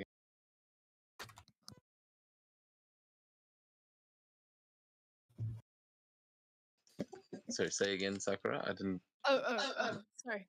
I had someone else talking at the same time, and I was like, oh, yeah, okay. She asked if they have mochi, perchance. Absolutely, ma'am.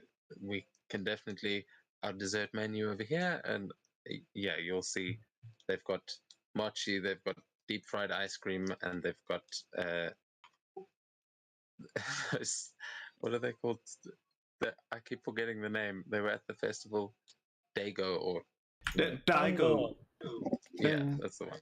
Daigo. Daigo. She'll order. Like mango. Bangalore. She'll order 3 helpings of mochi. She really likes mochi. Okay. Clearly. Mm. I'm gonna keep it nice and light. I'll have some soba noodles, please. Coming right up.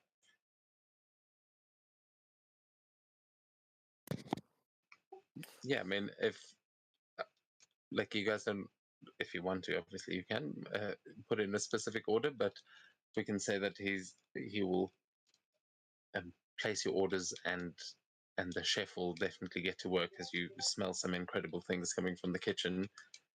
But as you are waiting for your food, you will hear what sounds like shouting upstairs, and then you will hear the distinct sound of like a paper screen door being ripped, and you hear like a bit of a Wilhelm scream as someone sounds like flying out of a paper window and crashing down onto the street outside, but it seems to be coming from the back of the bar, and you all instinctively look up expecting someone to come crashing through the screen doors, but then you realize you went out the other side, and it sounds like there's a fight going on up there. Can June What's put an arcane eye through to have a look? Yeah, remind me how your arcane eye looks. Basically invisible. It's like a small little floating Cthulhu eye. So yeah, you would the door upstairs would be closed, so it would the eye wouldn't be able to get through there. Can I just send it outside and then up? Oh wait, is it on the second floor or on the first floor? Yeah, on the second floor upstairs, there is like right where Gaz's cursor is. I will say that you have got a new technique that may help you to look right in there. I have an idea. Maybe a little less obvious, but well, it works. Just gonna summon my little familiar, a little fox, and just have it like move up there and like scratch at the door, trying to like open it. And then if it didn't manage it, then I'm gonna look through its eyes. You said it was a what? A little fox? Yep. Okay, so yeah, you'll see the fox sort of bound over to the door and scratch at it, and he won't be able to open the door himself, but you will hear a voice coming from inside going, "The fuck do you want? I said don't disturb us."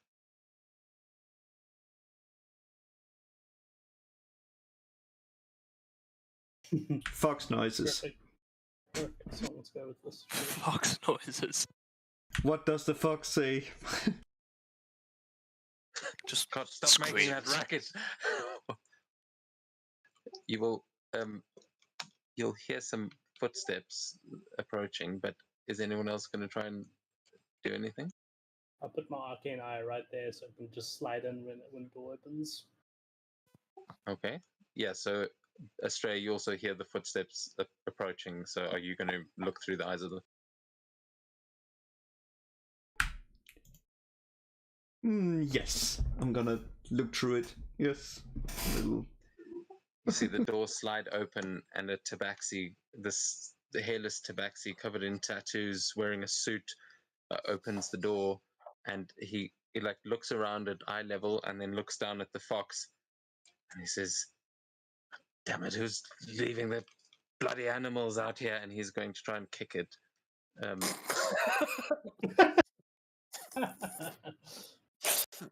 I see someone that's watched Critical Role. Don't know what you mean. He's kicking your dog as he is going to punt this familiar over the side of the banister. You will see it sort of fly over into the air. How many hit points does a fox have? According to the familiar one, it has 1d4. Okay, yeah, it it is dispelled as you hear the little yelp from the fox as it goes flying over the banister, and when it disappears, as it sort of disappears into this little cloud of smoke, he notices this and he takes a few more steps. As can you guys actually see him up there? Yes, Yeah. yes. Okay, cool. Wasn't sure about the walls, but he will kind of lean over the side of this banister and look down and go, "Hey, which one of you is trying to get their nose in my business, huh?" Is everything okay up there? We heard some racket. Does you even have a nose, June?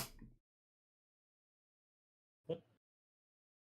Well, that excludes you, since you don't have a nose. What?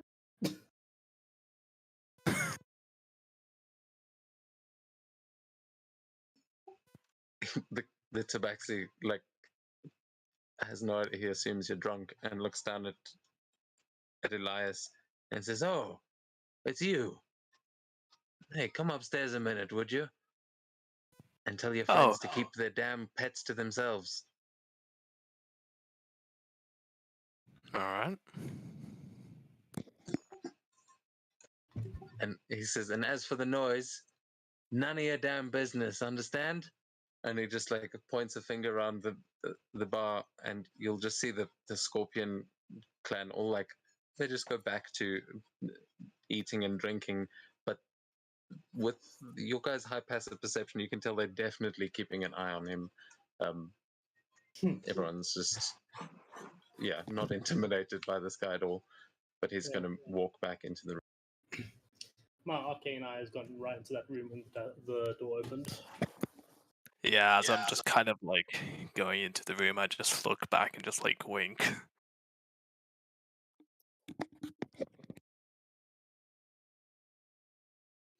So you will see Elias as you walk in here, and Matt, with your arcane eye, you guys will see that there is a hole in one of the back walls, just right behind him, that it seems to have been torn through, like someone or something was just thrown right through it.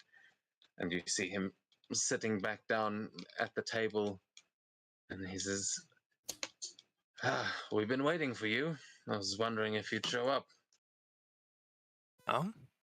And well, I mean, let's introduce ourselves first. And I just kind of like pause, just waiting for him. Sure. I'm Hom. The boss ain't here at the moment, but we can have a chat. Come on, take a seat. I'm not going to be here very long. We have something soon, so let's get on with it. Stay standing. All right. Impatient type, huh? Well, no worries. Tell you what, and he will. You'll see him open a little box that is similar to the boxes you've seen.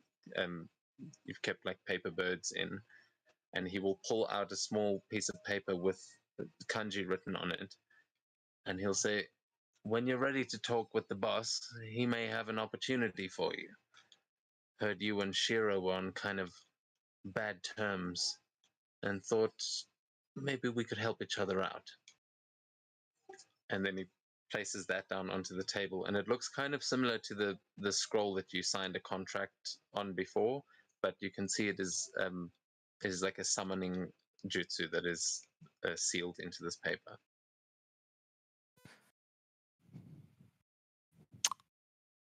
Can I actually see if I know who his boss is? Yeah, sure. You can give me a history. Let's hope.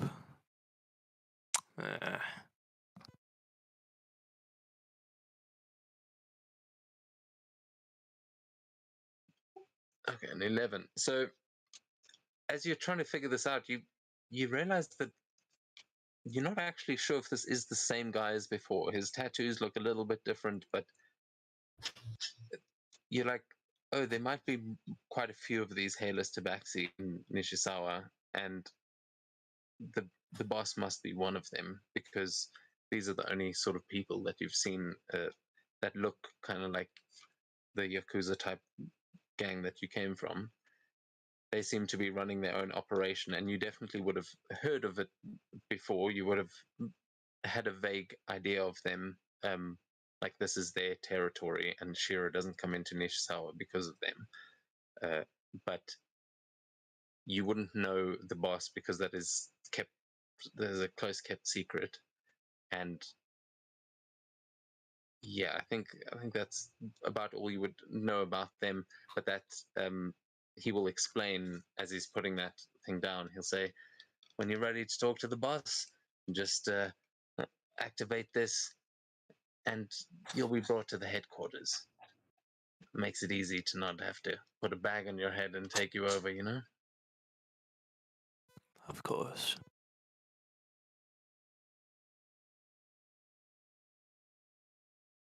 I'll take it, and can I just like size him up? Just look like, could I just kill him in one shot if I were to just shoot him? No, you think this guy's not just any old little minion. He seems to be like maybe a lieutenant or some sort of enforcer of their group. The hole in the wall behind him is evidence of whoever one shot would take out. He's just thrown out of that window, and he doesn't seem to have a scratch on him. So you imagine this guy would put up a fight. But I don't know, also your bullets can do some insane damage. But somehow I don't think one shot will do it. I'll take the scroll, I'll nod and make my way out. Close the door on your way out, would you? Juno, is your eye following Elias out, or leaving it Yeah, in? well. Actually, no, I'll leave it in there. I just leave it in there, see what else he does. Okay, you will see as he leaves, you'll see him pull out a sending stone and speak into it, saying, "Hey, boss, just saw the guy you were asking about, the Shira one. Seems he might be interested. I told him to pay you a visit, so if he shows up, you know." And he realizes he's probably running out of words, and then you see him hold the sending stone up to his ear as though he's getting a response, but you can't hear any of that. You just see him speaking into the. Well, I'm not sure. You might have heard his side of the conversation. I don't know how your eye works, but I imagine as an eye, you're not privy to the sound. No, Though, Elias, you can probably hear that as you're walking out as well, if you're trying to listen in. I probably have just left it there.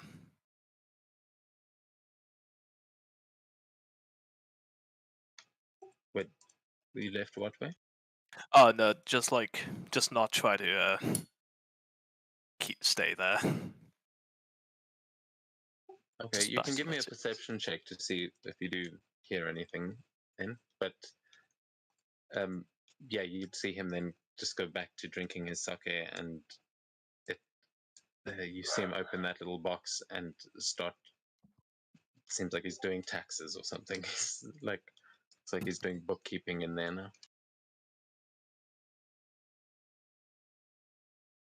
That's what you are seeing, June. Elias, you'll hear some like a chuckle of laughter, and you recognize the voice as it is deep and almost draconic.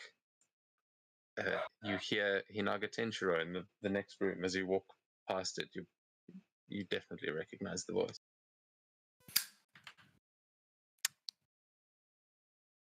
just like, well, I'll knock. Yes. Who is it? Elias. Oh, Elias, come in, come in. I was hoping to find you. I thought we might end up doing some training later. Are you here alone, or is the rest of the group with you? The rest of the group's here. We're just having a drink. Then we're going to actually have a fight when we get back. Oh, very nice. Yes, we should invite them up. I'll get us some food, get you ready for your training. How's the gun treating you? Well, it's a lot less cumbersome than a crossbow, I'll say that. Yeah, I thought you would like it. And the blade? I understand you're not all that much of a fan of katanas. At least I heard that from some of your group.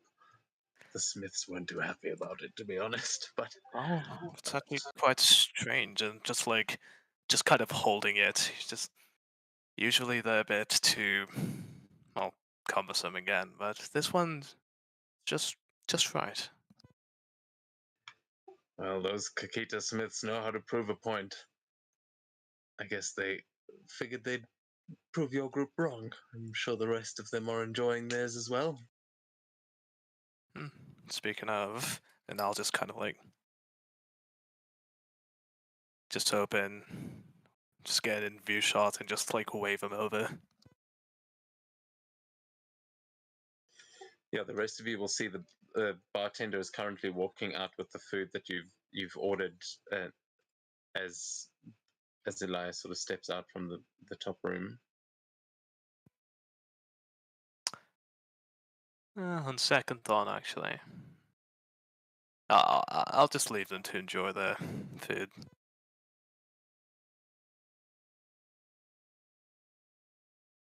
Just to, go, it's they're just eating at the moment. I'll leave them to it. Well, I'm sure I'll see you all at the dojo later. I have a few little tests up my sleeve as well. Interesting. And sorry to come back with this again. When did you want me to come with you to speak to the Unicorn Clan? Yes, we can do that tonight if you'd like. I will invite one of their representatives. Maybe we can meet here. Sounds good. All right then. After training, if you're not too exhausted, come and join us here at the tavern, and we will discuss what is next for you and Shira and for Kunasa itself. Of course. Well, I won't be bothering you any longer, and just make my way out. Oh no bother. I wish you luck. See you later. And you'll see him pick up a little book that he was reading before. That it seems like that's what he was laughing at, and he goes back to that, digging back into the food he's already got. As the rest of you downstairs, you've been served all your food. There is some delicious cooking in front of you, and I'll say everyone at this point has gotten a short rest as you are chowing down.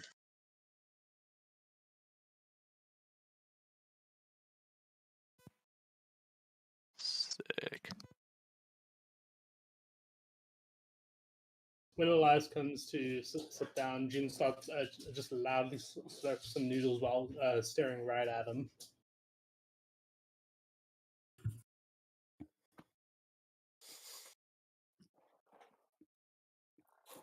So what was that all about, Elias? Some other You know bullshit what? you're not willing to talk about? It is the strangest.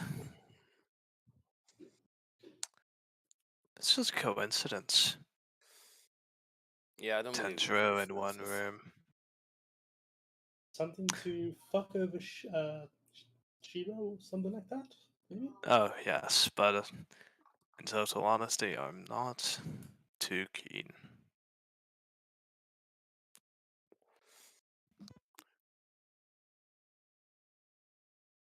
But we'll see when the time comes. Fair enough.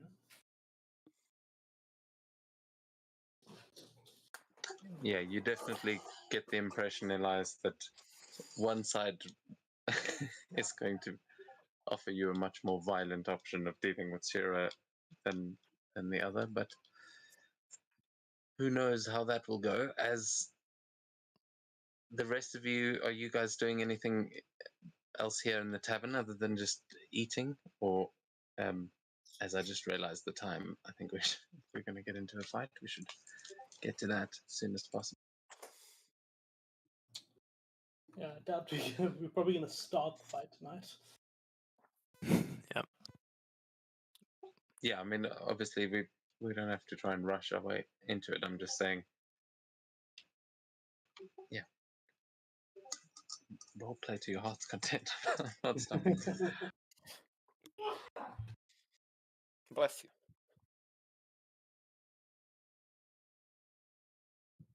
Oh my god, who's rolling once?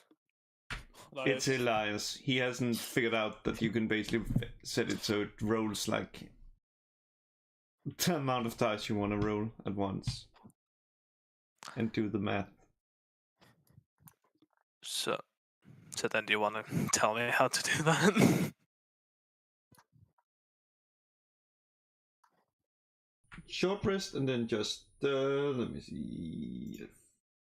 You just like picks the amount of dice you want to roll and it shows like, example, plus, what's called, 8d8 plus 16. Are you doing that on Foundry or D&D Beyond? D&D Beyond. I'm not I know that I'm pretty sure it also supports it here. I He did on doesn't have it in Foundry. Foundry. No, that would be why. Yeah.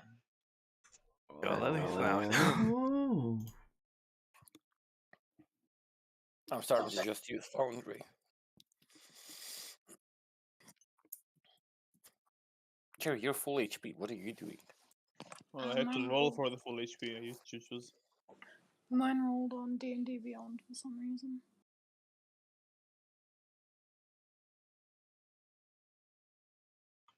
Yeah, that's fine. You can just add it. Yeah, remember to activate Beyond 20 so that it sends them across. Wait, what? Finally figured out how to remove the exhaustion from June. I was like, minus exhaustion, what? Yeah, No, I had that icon there for the longest time, and I was like, man, it was at 0 exhaustion for the longest time, but I just couldn't figure out how to get rid of the icon for it. So I was like, have oh, you there, considered okay, looking great. inside effects tab, or That's you could, where I got it. or That's where I or maybe it's in condition tabs. X. Yeah, I think it goes into both. When some of them I've got active effects, so yeah, let me know if there's anything there because I can also delete it pretty easily from my side. But now you know. Yeah, has everyone got their short rest? Are you? Because yeah, actually, while you were busy eating, Z would also arrive with 2 walks, as she would say. Okay, I got what we need. Should be all ready. Damn, that opium den is wild. Oh, you've been there? Yeah, they have some good shit. Dude, people in there talking to gods and stuff. It's intense. Yeah, you shouldn't really go into that corners. They're like corners which are normal, or at least semi-normal. Yeah, I was looking for indicas, but it's all good. Got what we need. Okay, let's go. Settle, get up, and we'll just drop a Koku and say, hopefully this covers everything. Absolutely, sir. Please come again. And he'll take that very quickly and give a nod.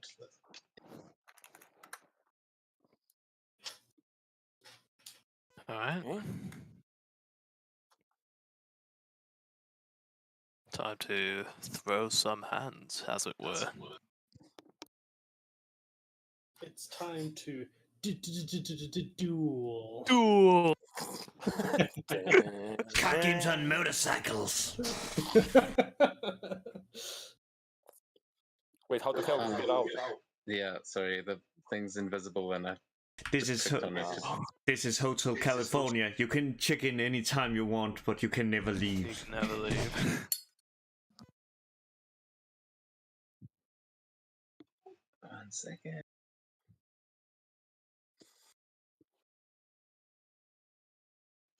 There we go. Invisible.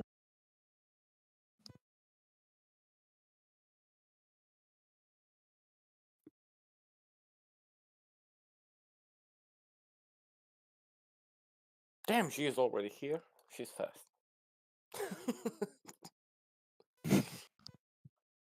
Until you come One to the second. 2 rolling initiative, then she's slow. Where again? Back to the training ground. Training grounds. Alright, cool.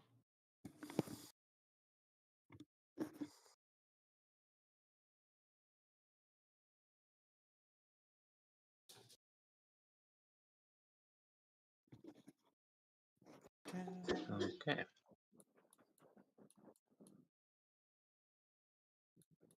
Okay, I think I have load training at midnight, so yeah, if I vanish before the end of the game, that's why. That's cool. We'll try not to go past midnight, but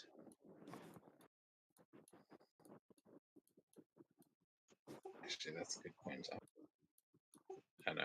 I need to. Cool.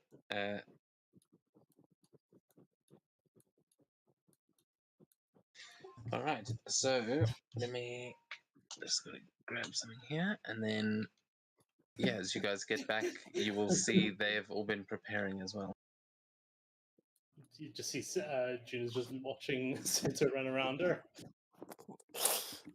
Set to uses confusion. you see June's head becomes a bit dizzy. Someone's So the- shouting. At this point, Seto's fast enough you might not actually see him if he's really trying. Put a landmine in front of you. Like, wow, it's really stormy today. There's a lot of wind. And then it suddenly stops and Seto's just standing there. You did not see nothing. Just like make to a think that- tornado. Yeah, I like to think Sita ran around June so fast it made her spin in place, and she's just dizzy now. Yeah, absolutely. Like eyes are just spirals.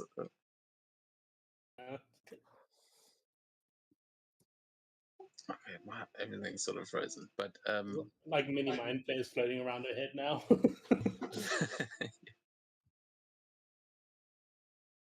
so as you get back, you will see that yeah, everyone's actually like moved from their little resting spot. Except I can't control anything for now. So as you guys all arrive, what are you doing as you see them kind of getting ready? Everybody ready? Well, ready as I'll ever be. Anyone have any preferable opponent they want to face? June just points at the spider lady. Okay. Who wants to take the dive and fight the Warforged? That's your job. I think Okay, that's well, way too fuck easy you. for me. He's made of wood, so probably would be too simple for me. I feel like if he's made it this far, he's not gonna just be burnt so easily. I'll just smirk. Alright, man. Australia. Okay.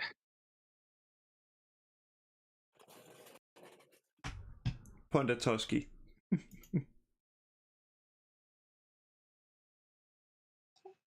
Z will ask, "Oh wait, hold on. Are we actually doing like proper tag team, or I mean, we're all going at once, right?"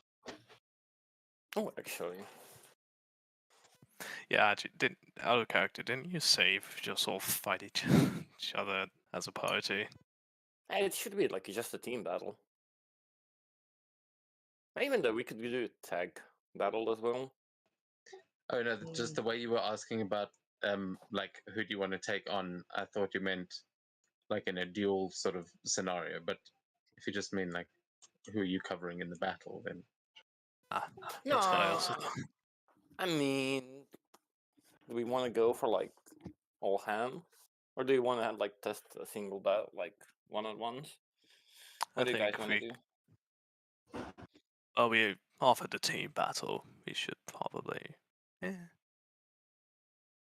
Sure, that's fine. I'm up for it. I'm now just wondering if that does for DM sanity. That's also true. We have to think about our DM sanity. no, I mean, look, team battles are fine. The duels are going to take much longer because then we're going to be doing one by one. But Okay. that means the other players won't get to play. I'm always involved. So, but yeah, don't worry, I can run them all at once. What Azuhiro was suggesting was also that you may have some like team combos or something like that. He was implying that they seem to have trained as a team, like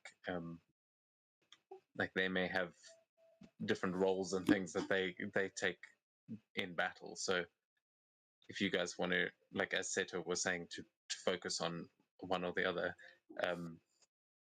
Z will say, though I got the other walk for Tusky. I thought we could have an old Manchi battle like we used to.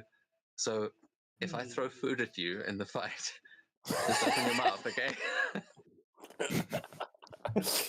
Duly noted. Just don't question it. Just open your mouth and catch. I promise it'll be good. And she accidentally poisoned us all. It won't be accidental. If I do it, it'll be on purpose and it'll make you stronger. I promise. I can basically load you up on some like temporary hit points that you can use to cast jutsu. You know, I might be able to be useful today, guys. But I know that Tusky might do a similar thing. So I was just thinking we could have a bit of a cook-off between us and while you guys are doing the real hand-to-hand combat. If at any point I eat or consume drugs, I'm killing you. Okay. I'm just putting a sword in your gut. Cool. Not buffing Elias then. Everyone else, cool. I mean, is it really drugs? Like, it's just a bit of, a little bit of THC, bit of CBD. There's a. Is it meth? That is No, essentially the definition of drugs.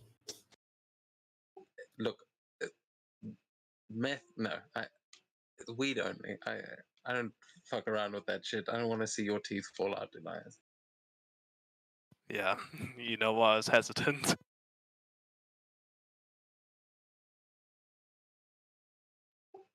But anyway, I mean, they would. It's a little morsel. I'm not going to throw you an entire brownie.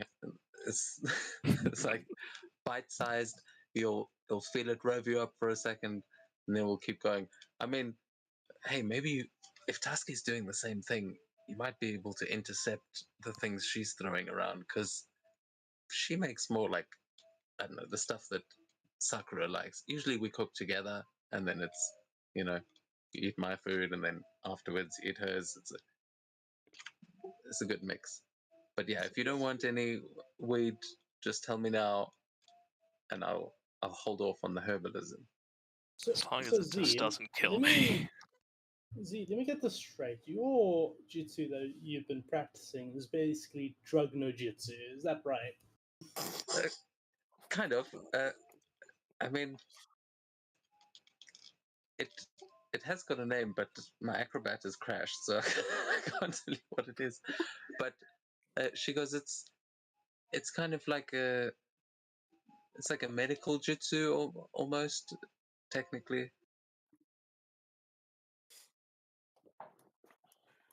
Okay. Is it possible to make food without weed in it? Yeah, that's why I'm saying that's kind of my specialty. I'm not really cooking as much as I'm doing herbalism, but hey, I mean, you guys drink healing potions. It's not like you've never tried some drugs. Professional combat stoner. That's what I want on my gravestone.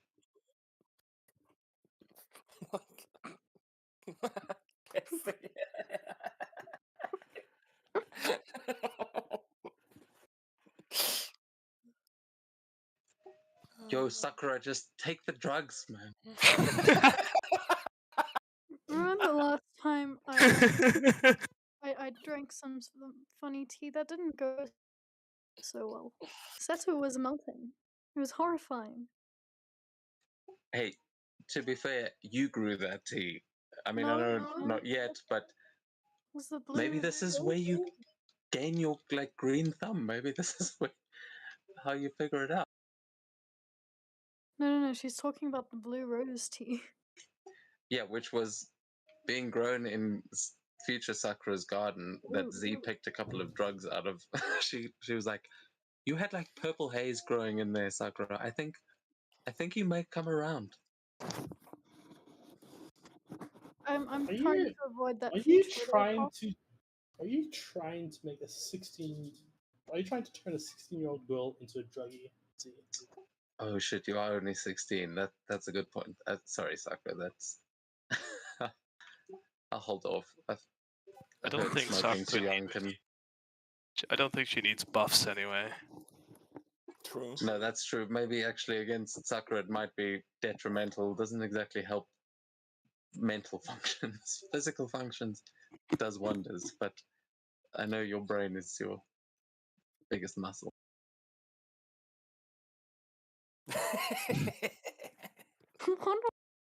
What are you laughing? This is like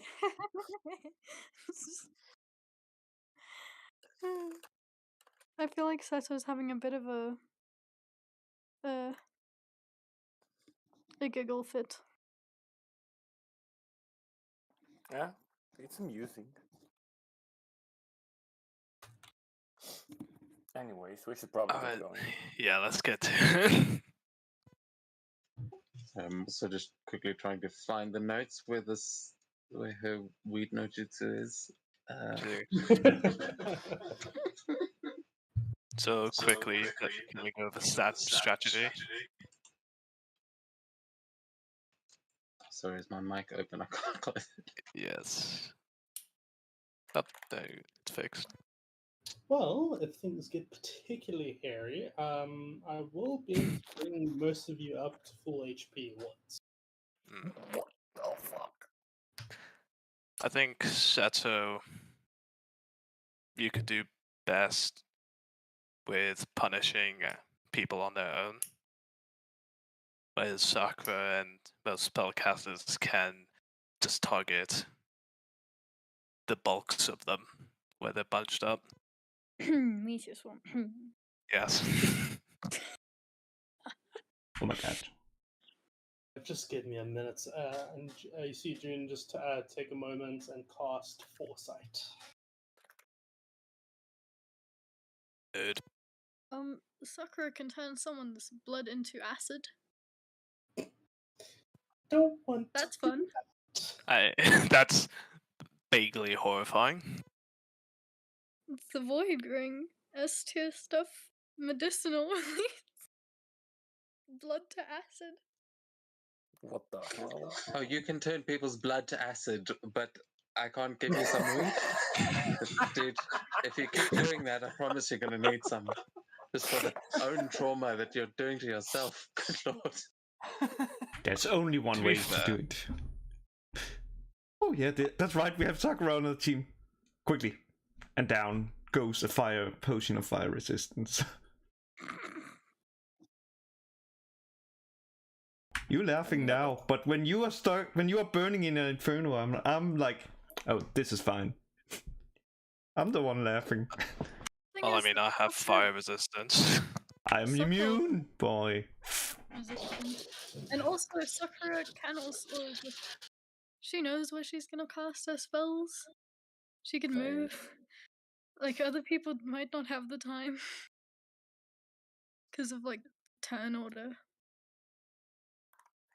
She Like, just cannot it's not kill it's not like she can, like, cast every second and be like, oh, I'm gonna ready a spell to cast, like, over here. Everyone in my team move out of there, you know? And then, like, the next time cast it, you know? That's not very efficient. You know, you guys just gotta, like, tough it out. Either go through it or die. Simple. Look, at least it's been a while since I've casted Sickening Radiance. True. She's gonna try and not cast spells that will, like, insta-kill people. Matt, do you have a Although she character doesn't ready? disintegrate. A new one? She's like, look, Meteor Swarm is not gonna instantly kill people, you know? But if you stay in the Sickening Radiance for 6 turns, you're just dead. You know, you reach 6 levels of exhaustion, and you're dead. Disintegrate is a first turn kind of thing, because if you're, like, not having enough hit points to withstand that, which she kind of feels like many people are gonna have the hit points for that, then, you know, you're also just dead. So it's not like that's like a finishing move, you know? It's more like a starting move, like, oh, let me try disintegrate your hand or something, you know? Although that's not Hey, how it works. Sakura, have you looked at your jutsu? Because I would suggest going to the end. You've got some. It's kind of like disintegrate, but buffed, like But actual on finishing slow. move. let me read through that, and then hopefully that won't also like instantly kill people, because she's a bit worried about that, because that sounds kind of illegal, but and they're actually being watched for once, you know, like on their adventures, if they kill someone, it's like, oh no, whoopsie. But here, if you kill someone and the authorities are mad, they're like, oh, well, time to die, you know, like, it's like, no. Well, as you were saying that, actually, as they realize that everyone is back from the lunch break and getting ready, Satsujin Shi is going to stand up there, and you will see him beginning a ritual as General Mac shouts over. He says, "So I hear we have a team battle. I have been looking forward to this, honestly, since we got here. Is everybody ready to compete?" Yeah, pretty much. At least on our side. Hopefully, no one dies. Well, our friend Satsujinki here is going to make sure that that doesn't happen. And as he does that, you are going to see this aura of magic just spread out from him as he is going to cast. It's called, I think, the Arena of Truth. Yeah, as this basically this area, this it takes up the entire map. Is going to become an arena for the next hour, and if anyone is killed in the arena, they are knocked unconscious instead. This is you will hear General Mac saying, "This, thanks to the Lion Clan, is one of the reasons that we host things here instead of in our own castles. They have found a way to keep arenas going for longer than the combatants should be able to reasonably survive. If anyone falls in this battle, then do not worry.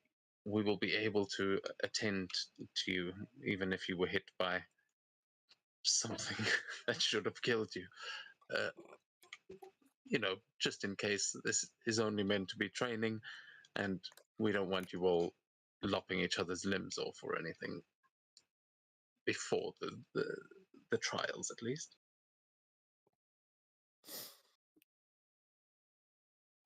Well, that's good to know.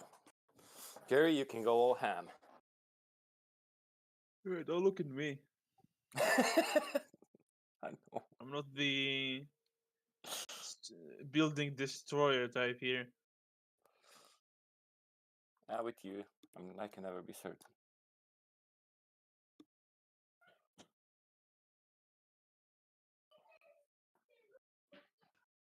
The archery master is going to say, "Well, that's my cue," and you're going to see him jump up onto the boxes and then just leap into the air onto the top of the wall, clearly realizing that this battlefield's about to get dangerous. As yeah, let's kick things off. We'll definitely have to pick this up again next week, but I'd say everyone take your starting positions as we will roll for initiative and maybe do the first round. Because who knows, with these new powers, it might not last longer than that. I will say, just as a bit of a warning, I'm obviously needing to learn some of these things as well. So if it is wildly unbalanced and I've completely fucked up the way that these jutsu work, we can make some adjustments. But I think it should be fine the way we've done it. Quickly, can you change your prepared spells on a short rest? Long Yes, rest. you really can as a wizard. Okay, because I wanted to prepare this one, but it's only in Foundry, and I don't know how to do that in Foundry. Oh yeah, you can definitely do that. I mean, you got those yesterday, and spells haven't really come up today. I figured out how to do it. There we go. Just need to write it. Cool. Just a heads up, I'll be rolling all my attack rolls, ability checks, and saving throws at advantage, and all attacks against me will be at disadvantage. Yes, the Okay. foresight, nice. Very Which, nice. by the way, I wanted to ask, how? I realized I don't actually know what any of you can do, but how are you casting 9th level stuff? I didn't. Yeah. Eldritch Invocate. No, I've had that- Invocation. Mystic Arcana. Arcanum, yeah. Yeah, I've had that in my back pocket for a long time, and I get to finally use it. Oh, fuck yes. Okay, yeah, no, that is an awesome spell. I like that. Does it? Yes, it probably doesn't keep that there automatically. Just remember. Yeah, just when you attack me, I'll try to remind you.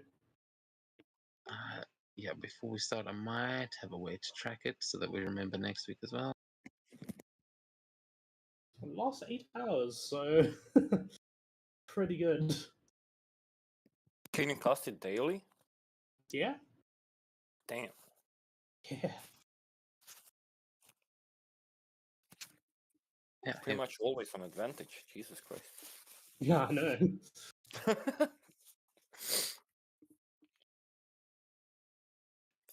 there we go. Now it'll actually do that automatically. Pop. Perfect. See that? Cool. So, yeah, with that, you will see. Yeah, maybe that's. Yeah, sure, that's fine. You will see Tusky and Z go and start a fire in the middle as you see them busy, sort of laughing and talking like they seem excited for this. But everyone, take up your positions. Is that where you're starting, Sakura? No.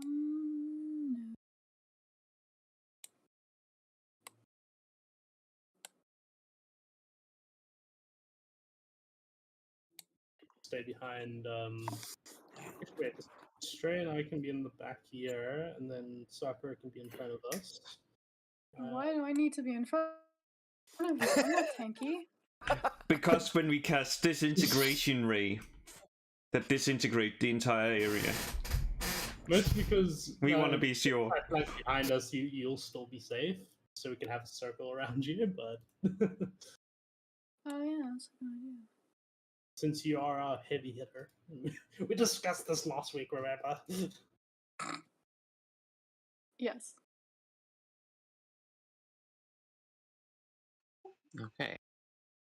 So I think everyone is get Z can't really see you, so she's gonna move because yeah, we'll say that where these two little barrels are is where they fight, as they are going to be cooking during the fight. Up to you whether you want to actually target them. And yeah, with that, let us roll for initiative. You should be able to. No. Oh, wait, what?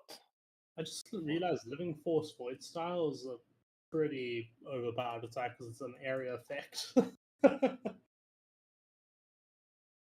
Oh, Jerry. Oh, Jerry. Yes. Oh, and I was gonna say, if you guys, like, I know that you're.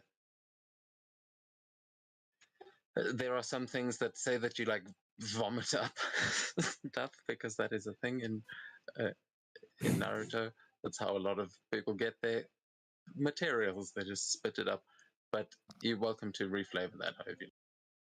They just come out of nowhere like a sim. I like spitting a wall. Yeah, I mean, hey, if it works, it works. It works, it works. Should we fight Itachi as well? Whoops. No, it's a good one, right? The blue one. Man, I rolled the shittiest goddamn initiative ever. At Yeah, advantage. yeah. You wanna fight me about it? I was running an advantage as well, alright? And I still got an 8. You wanna fight me? Okay, we don't have. I Yeah, anyone want to switch their initiatives around? With the 2, I don't think that no, no one is going to. Yeah. Okay. So you, me, and Australia are going last. Wow, and then wow, we do not have the initiative in this. Okay. So with that, let us not delay any longer, and I'm gonna quickly get the music, and then we can begin. We're about to die. Have a little confidence. La Well, confidence. we're all super close to each other, and they have the initiative Yeah. advantage here. Sakura is first. Yeah, Sakura is gonna start off by trying out a new spell that is essentially like Flaming Sphere, but with the damage of Disintegrate.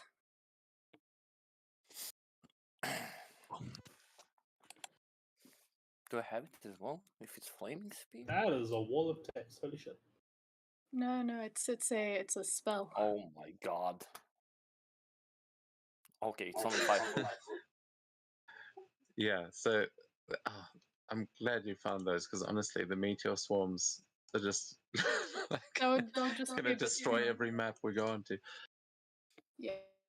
Yes. Okay. Sure, pop it. Yeah. Sorry. I'm trying to get this all done, but let us. Yeah, we will begin with you, Sakura, as you can see that they are all kind of just getting ready, and you will see Daichi, Ryufusa, is going to draw his sword and just point it at you as he seems ready. And then Mac is going to let a little canary fly over the battlefield, and you hear the canary shout, Shobu Hajime! And it starts the fight. As Sakura, what are you going to do? She says, Literally just flaming sphere, but disintegration. Holy yes. shit. So fires a ball of disintegration. Let me just see the range on it because I don't actually know how far away. Where is 120 feet. Okay, yeah, that should be enough. Yeah, that's definitely enough. She like puts it like right here, and she says, "Don't you know it's rude to point at people?"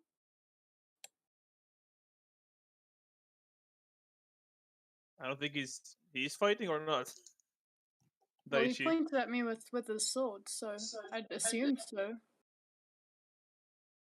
Yeah, that's not Kenji. That's one of the other. Yeah, That's but he Daichi pointed Rifusa. his sword. He's against there. I'm saying to Jerry. So, where? Sorry, where are you putting it? Like over there. Yeah. Needs to make a dex save.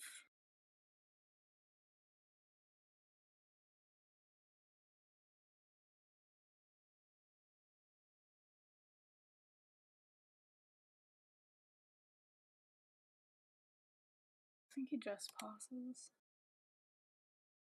He passes by one. Yeah. He still takes 49 points of damage though. Wait, what? 49. Okay. Yeah, takes half damage. And it's what kind of damage? Because of what it's. Force damage. Nice. Okay. As he takes that hit, he's gonna. You see him sort of lift the blade, and as it hits him, you see it eating into this sort of shield of chakra that burns away first, and you're going to see this a lot as you're only going to notice how injured they are when it's really going bad for them. So he is definitely he's kind of caught in that, but he starts backing away pretty quickly. Anything else you're going to try?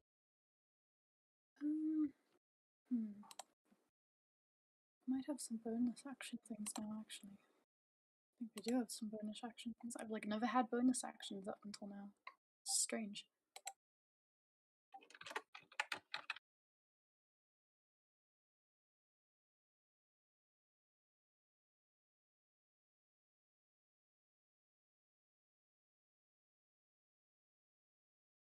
Hey, why did it go back to the old timer as well?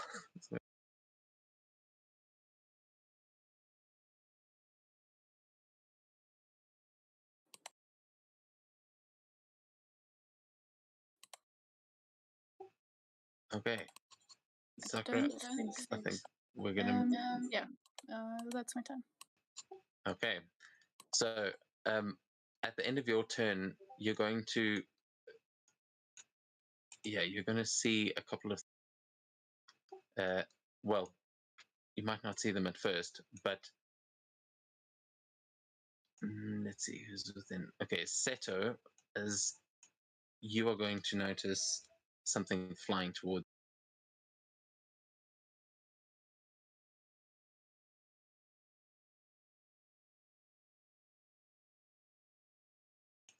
God, why is it?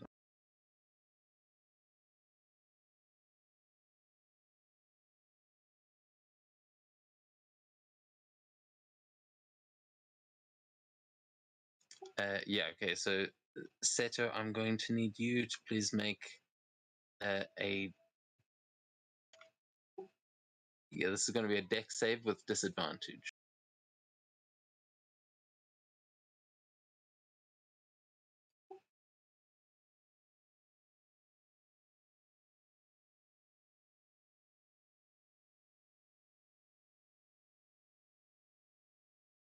Okay, 29, and then another one, please. As you see, coming from, it seems like it is coming off of the roof up above. You see these two shuriken come like flying around.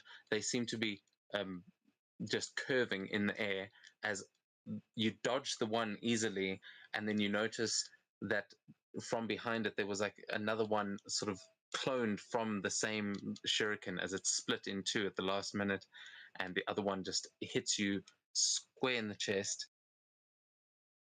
Oh, God damn it. I thought this was going to work better. But let's ignore the attack roll.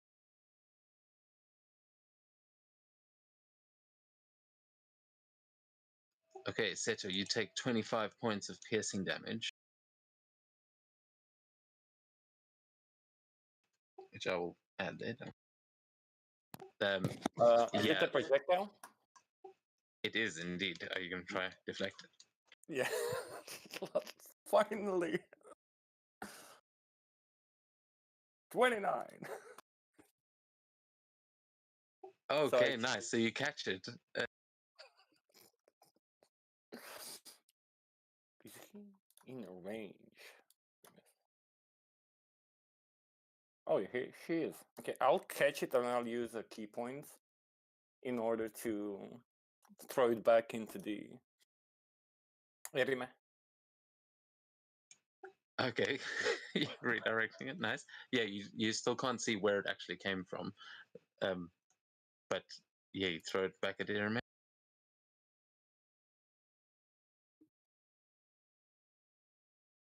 What? That hits?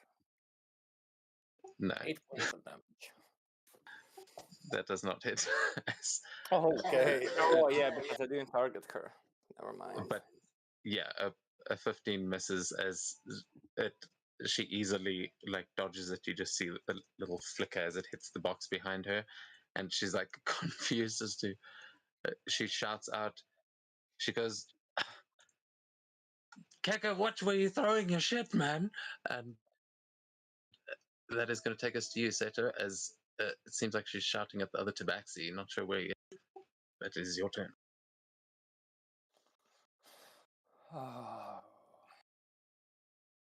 Yeah, let's not make. Well, let's make it quick. I'm gonna first use my bonus action, and I'll cast Green Fire on Erima, which basically just makes her roll a d4 less on any check that is made from additional flame release jutsu, and deals a little bit more damage. And then Seto's gonna bow, and he's just gonna say, "I'm sorry," and he's gonna put his arm in front, and he's gonna aim at Erime, as he's just gonna snap his finger. And he's gonna cast Fire Release Heat Snap. If she Okay. has less than 100 HP, she's pretty much done. Yeah, no, she's definitely got more than 100 right now. But as you do that, as you see the green flames starting to whip up around her, and they just erupt, you are going to see that explosion of flame, and you're pretty sure that it worked. Like she just is incinerated instantly. She sort of completely disappears. What the? Huh. Oh, hmm. Did you? Just one You- second. Huh. 39 HP less. Holy shit. I'm just trying to remember which button that.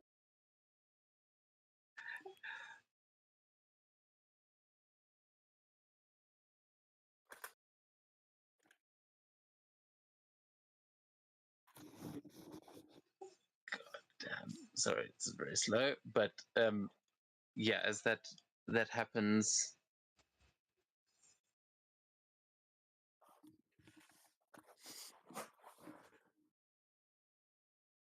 she is going to. You see that flame just burn her up completely, and then you suddenly see her standing right next. Right next to me? She's just standing on the barrel that is used as a target, just kind of like crouched there, like Spider-Man style. And she goes, "Come now, Seto, that wasn't very nice." That is her reaction.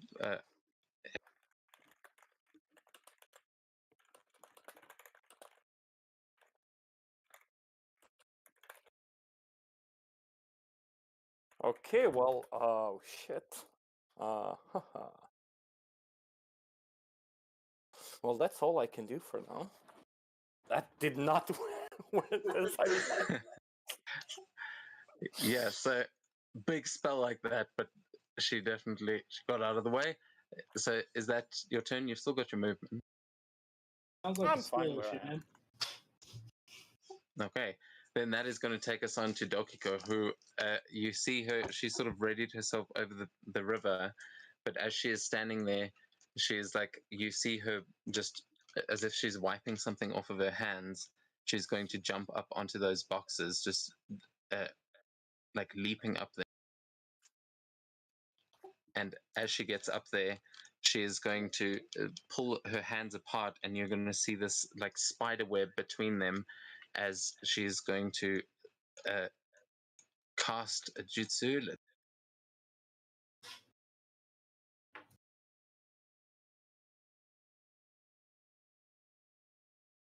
I think it's this one.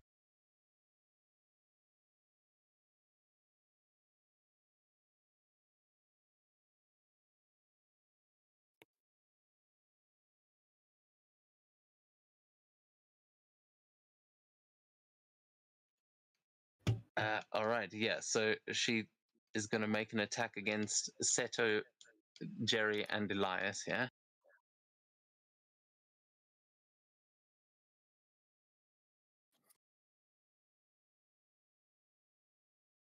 I'm going to use a reaction. I will use Origami Escape.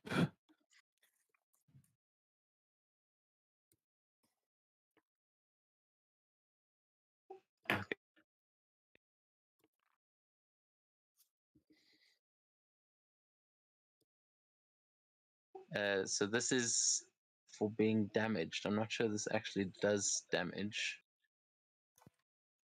But yeah, I mean, fair enough. Yeah, actually, this thing does not actually do damage. So I'm not sure you can cast that. It doesn't. Well, I mean, she still made a attack roll, and it doesn't reduce damage. It just reduces the. Oh, it's that one. Okay. Sorry, I thought it was I'm mixing it up with a completely different thing. Yeah. So as you see these three webs, like these nets, come flying towards you. You get missed, Seto, so I don't know why it's keeping the effect. But Jerry, you are hit and restrained, unless you're going to also use a reaction. And then with the -6, that one does not hit you, Elias. Awesome, and then I can. Yeah, what does it mean that I can't use hand seals? Like, what any jutsu I can't use at all, or something specific? Yeah, if it has the component HS, then you can't use that jutsu until you've broken out of this.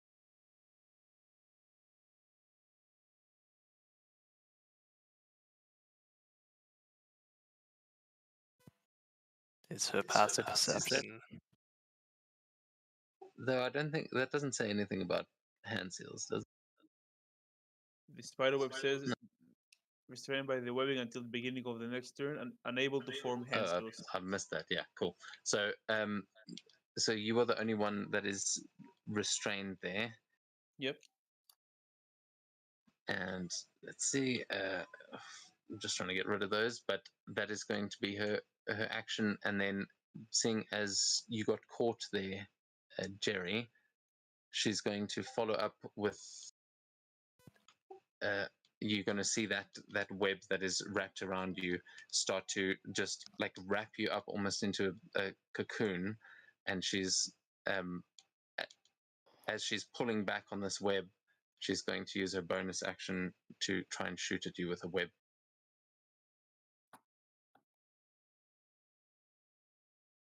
And this bow, you can see as she's pulling the string back, is actually like the web that is attached to you is attached to this arrow, and it's just going to pull it straight in towards you along the web.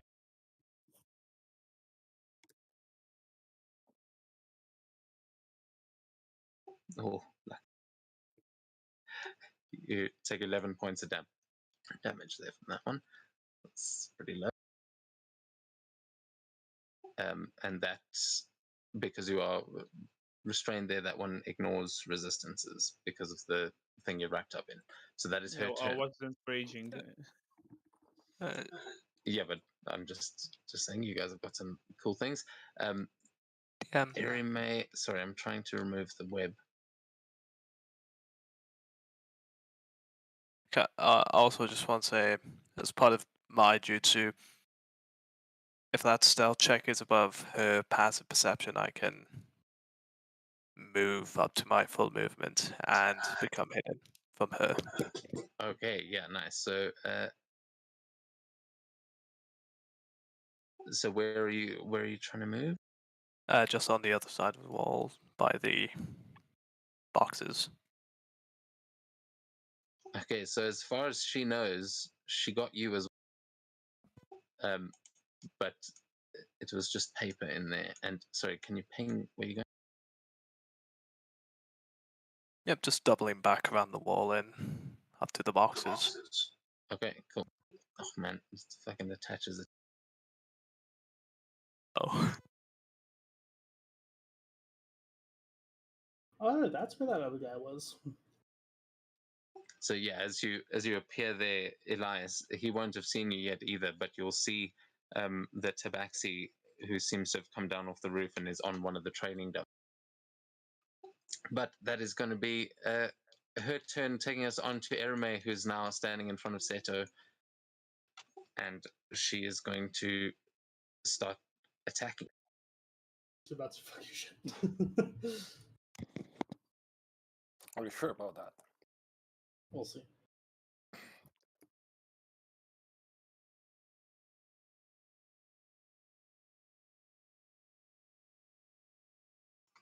This one's a miss.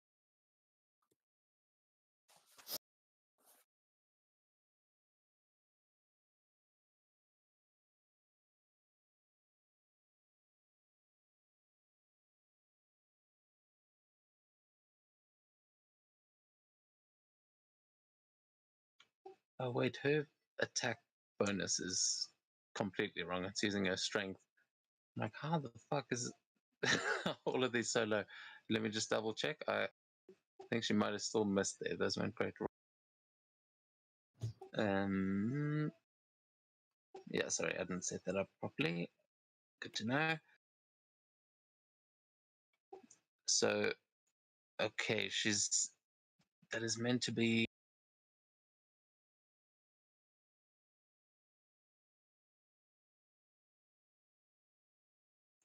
Okay, so the first one is meant to be a 23. Okay, It's that would hit, but in order to not get hit, I'll Use use your my reaction. reaction, the substitution jutsu, the most common one in the fucking. She just hit the log. Yeah, so that increases it by 3, right? So, yeah, Yes. just enough. So, as she slices into that log, she'll only get that first attack off. And all of the other attacks as well are essentially +3 as well. Yeah, so until the beginning of your next turn. Yes. So because it's already triggered, you've already caused it to miss. It would just be the first.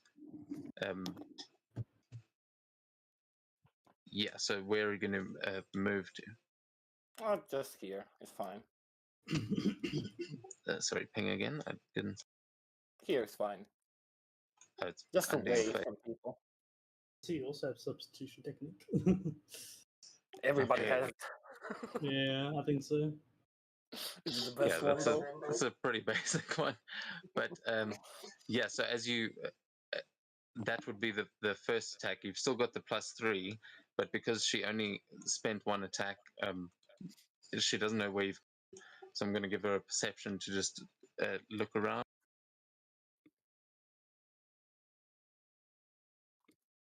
And then,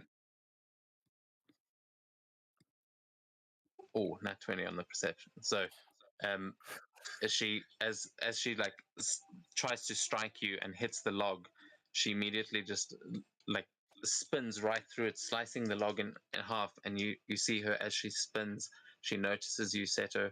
She spins one more time, and then you see her throw. It looks like she's throwing her katana, and you hear the lashing of a chain as she throws it at you with her bonus.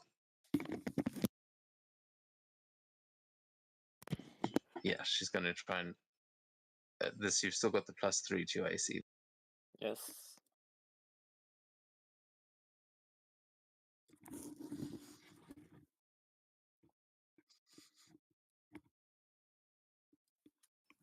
Okay, a 17 misses as she throws that out with force, but you see as she pulls back on the chain, she tries the like katana whips around violently and just slashes through some of the hay bales next to you, missing you completely, taking us on to Elias.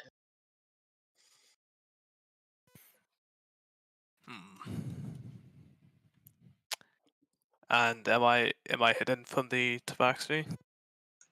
Yeah, you are sort of behind those boxes there. Cool. Does that mean I can get You're actually advantage? over here. Yeah, sure. Awesome.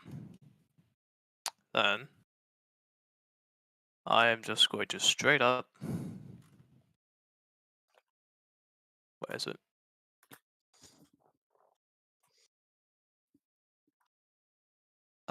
Okay, yeah. I'll use my bonus action for insightful fighting.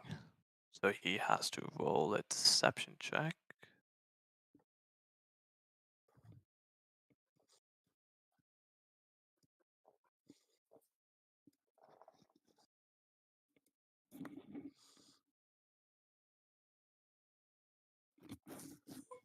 Oh. Oh, and your next one brings it to a 26. Fuck.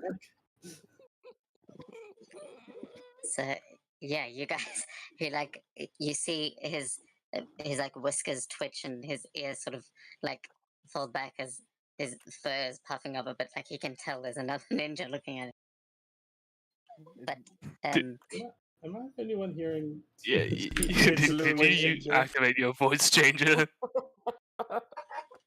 Whoops. Hi, Lily.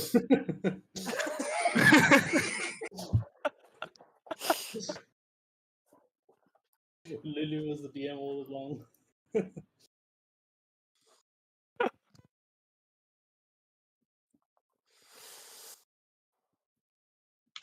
Yeah, actually, I switched my voice changer off. Sorry, that was my natural speaking voice there for a sec. Yeah, Lulu is watching the fight. So yeah, anyway, he has. Yeah, you've not gotten it against him, though. You do have advantage against him, so you can still use. Okay, cool. You still have Sneak attack. Yeah, it's just that if that worked, I would have got an extra 3d6, but no worries. And as my action, I'll just use this.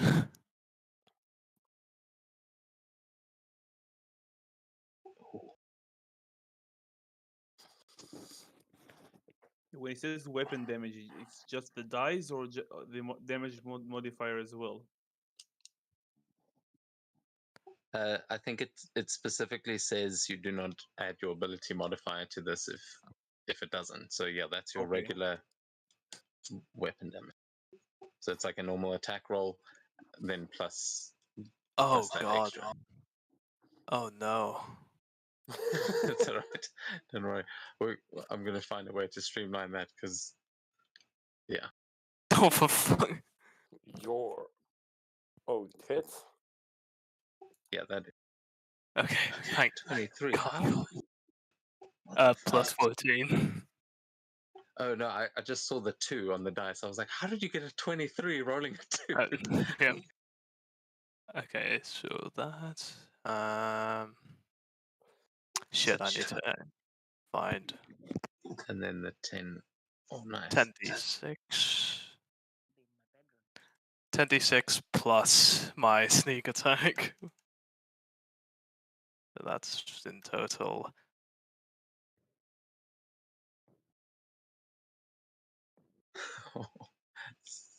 You'll have to see. And he has to succeed on a strength saving throw or.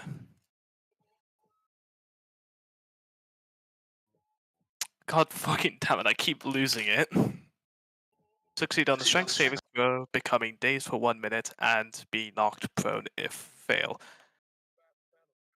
He got a nat 20 on his strength save, so he, as you do blast him off of that that training dummy, because he is already elevated, you kind of knock him backwards. He almost does a full backflip, landing on his feet, and just like trying to figure out where the fuck he just got shot from, because that was a hell of a hit. But he's down on the ground now. Alright, then I'm going to move back to the wall and try to get cover. Yeah, easy to do. I'll say you've got full cover where you are standing there, from him currently, but it would only be half cover from Erime. That's my turn. Cool. Yes. So June will try and get you before your power goes out. So it's doubtful. Somehow doubt it. Yeah. 6 minutes. So we've only just got halfway through everybody's turn.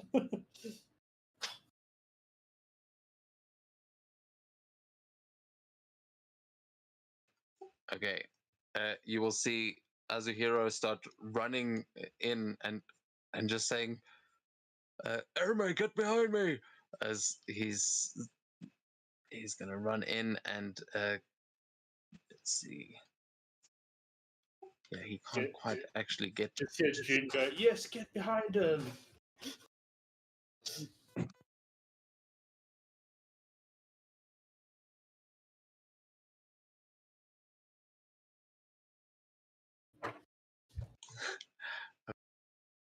When he hears that, he's going to look at you, June, Oh my and then God. he's going to launch into the air with one of his higher ranked jits.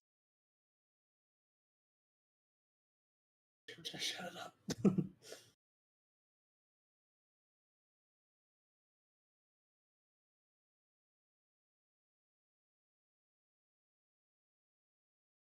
Is that disadvantage? So oh yeah, he leaps.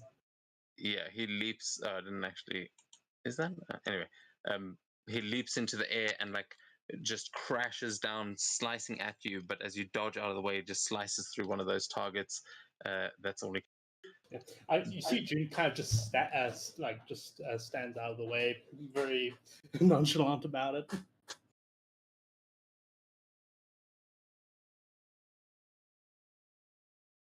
Okay, and then this guy, he's going to. Does he need to make a save at the start of his turn, being close to it, or? It's at the end, it says.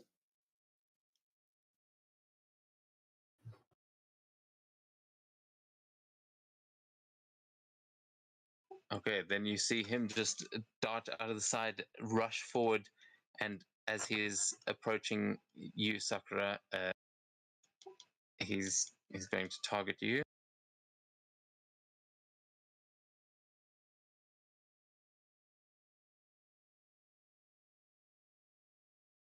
It's rude. You try to Did disintegrate they him. like walk through the bowl or anything? No. No, he went around. Oh.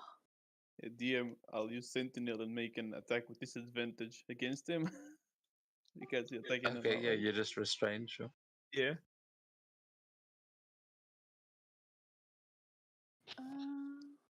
Been so long since I made an attack roll. Oh. What was the 2-hit? Wait, can I cast shield at will now? Is that the thing that I chose a second? So it was a 28 to hit the one that hit you. Okay, my armor class won't go high enough. Yeah, I miss. Okay, yeah. Oh my God, You just try and Jeremy. turn, but that web's got you. Yeah.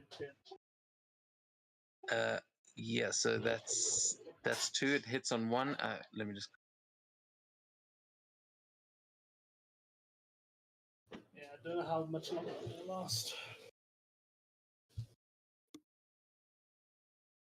I'm going as fast as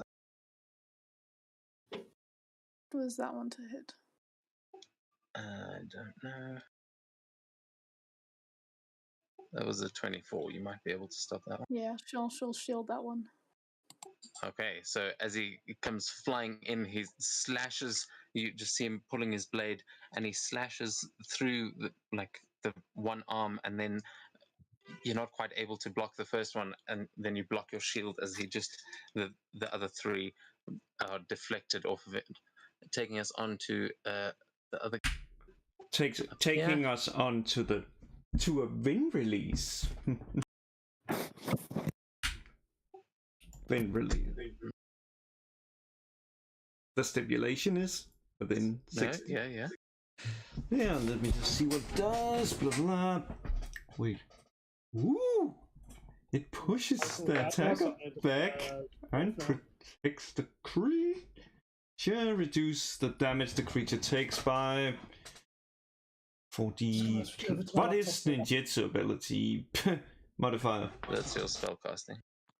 Oh, so that's plus. Spellcasting modifier. That's plus 6. Oh, well, let's just find the die. Oh!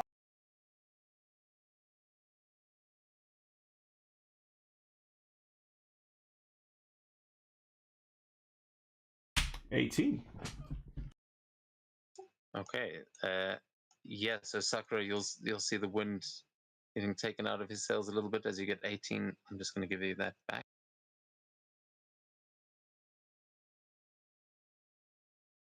Oh. Whoops. Oh, thank you. And let's see.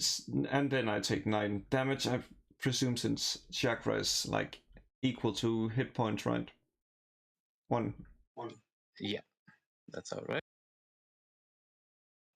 Okay. Yeah. So that the wind deflects that last blow of his, and very nice. So that takes us up to the next Manamasa's turn. Sorry, we will try and finish it. But let's see. He is going to. You see him kind of step forward, and you see him reach into his coat, and then decide maybe not yet. As he is going to just put his hand out forward, and he is going to aim it towards you, Estrella.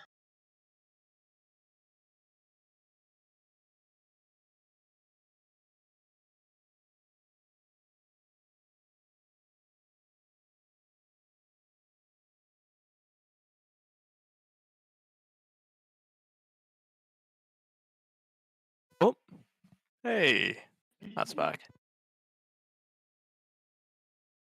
Okay, with a 19, Estrella, you see him lift his hand, and you see this like eruption of energy as he basically just sends out a beam of energy straight at you. As you dodge out of the way, it also destroys one of the targets there. As you see him now like standing back into a stance, ready to fire more of those beams. It seems like, though that is all he can do on this. So he's going to move back up here as he sees that little flaming sphere. I mean, not quite so little, but yeah, that is a miss on his turn. So then actually, as his bonus, he's going to pull out the thing in his sleeves and just like shake his own head. Oh, who did we lose? Matt, but he rejoined after leaving for the first time.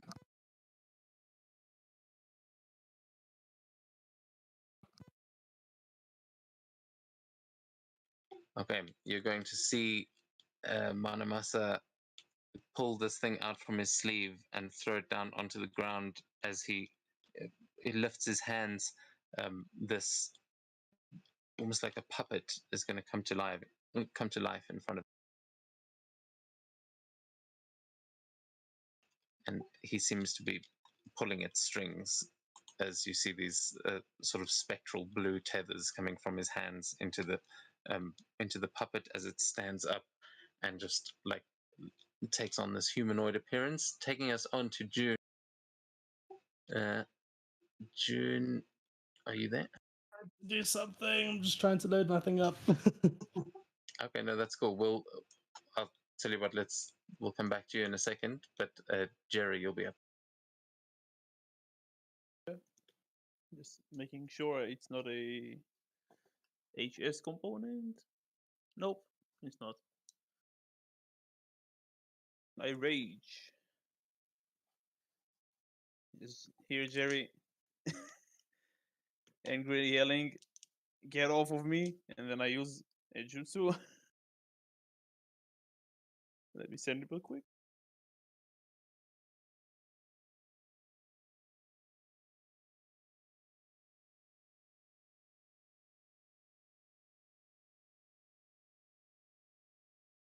And I cast it at 3 targets at B rank. I just lightning bolts out of the webs, and I strike it at Azuhiro, at Daichi, and who is he hiding in it, and at Erime. And I move so fast they cannot attack, use attacks of opportunity, or use the reactions on my attacks. Oh yes, yes. You just rage breaking out of that with this crackle of lightning. Where are you actually moving to get out of the way? Yeah, attacking Azuhiro first. Okay, good luck.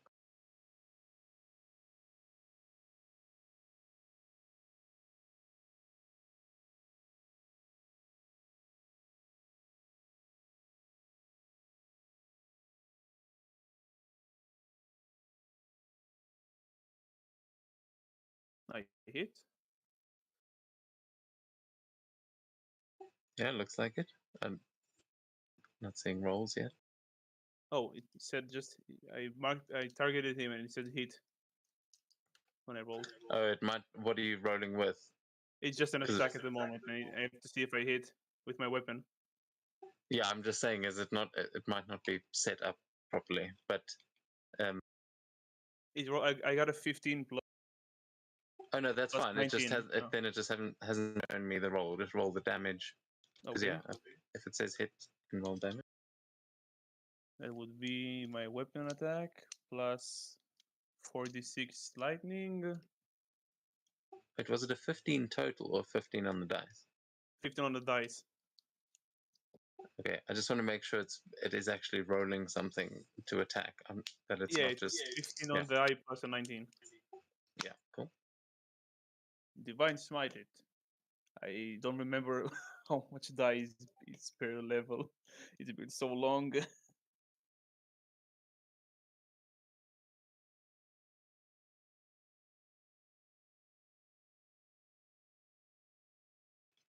No, honestly, that's got to be easier to find than the jutsu.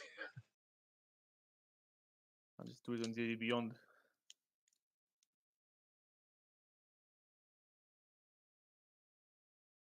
Okay, the Divine Smite, 3rd level spell slot, 4d8.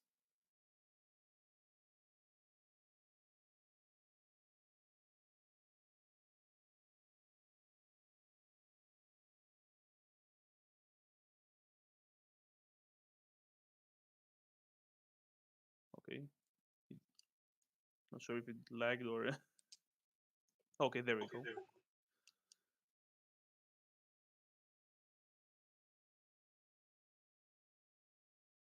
So I was trying to apply the rage, but yeah, you did 64 damage there on that hit.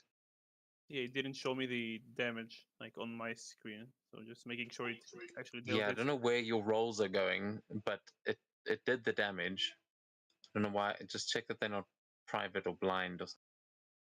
No, they're public. I'm not sure. I see die, but I don't see. I saw like on my screen, I saw the dice rolling, but I don't see a number afterwards. Yeah, I'm also not seeing those. I don't know why, but I'll let's. try rolling through D&D Beyond. Cool. Okay, then I teleport behind to Daichi and attack him.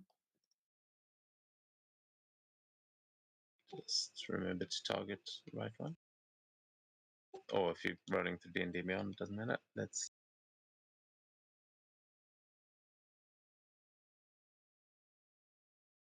Was the wrong weapon? But it actually showed the roll. Okay, I actually saw the roll this time. It's a 38 to hit. Jesus, yeah, that'll hit. Almost a crit.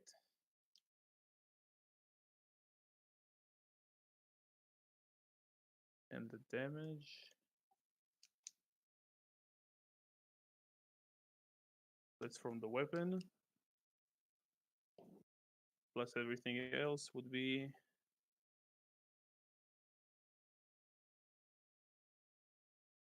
39, but there is, let's see, 21 lightning in there. So I assume he is resistant, at least. Yeah, he's resistant to the lightning, so we'll take half of that. So it's 73 minus 11, it's 62 damage. Wait, where's the 73 coming from? I didn't roll, yeah, 34 damage, the slashing damage, and then the two other rolls. It's 39 plus, 34. Yeah, 73. Oh, are those two separate things? Okay, my bad. Yeah, it's radiant and lightning. That rolls very strangely. I don't know why it does that. But then I teleport next to Erin and attack her.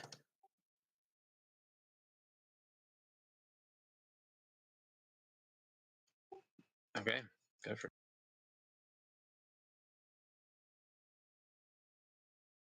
$28. Yeah, that'll do it.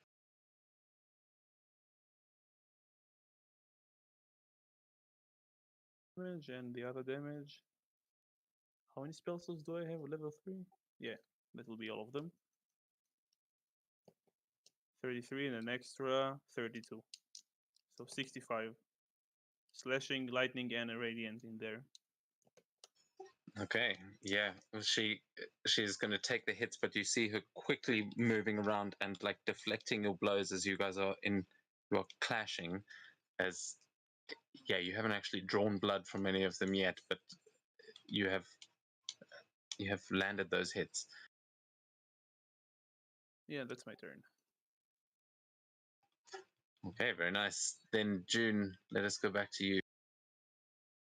Yeah, it's on me now. So, just thinking real quick. Yeah, so Jin's gonna move. Yeah, she is going to target. Damn, everything's so hard on a laptop. She's gonna target Dokako, is that her name? With Shadow Rush. I'm gonna just paste it into the nice. chat real What is quick. the range on Shadow Rush? It's 90 feet. Fucking A. That is a rush. A big rush. It's a big time rush. So yeah, as a bonus action, I move 90 feet up to the target. I don't know how what's the space? How opportunity attacks work with this. I don't know if I get opportunity attacks or not. Does it have the manipulate trait? Yeah, you're making a dash. It's this one. I think you would. I'll give him disadvantage, but I would say that. Well, they will have disadvantage anyway. Yeah, well, you can't have double disadvantage, but I think. Yeah, I know. Yeah, I don't think this gets you out of opportunity attack. It's just you're just launching yourself towards. So before you do that, let's see, because the guy in front of you seems like somewhat of a sentinel. Damn it! I was hoping you wouldn't have sentinel. There's the other one guy that might. Let's see. Let me see if this rolls properly.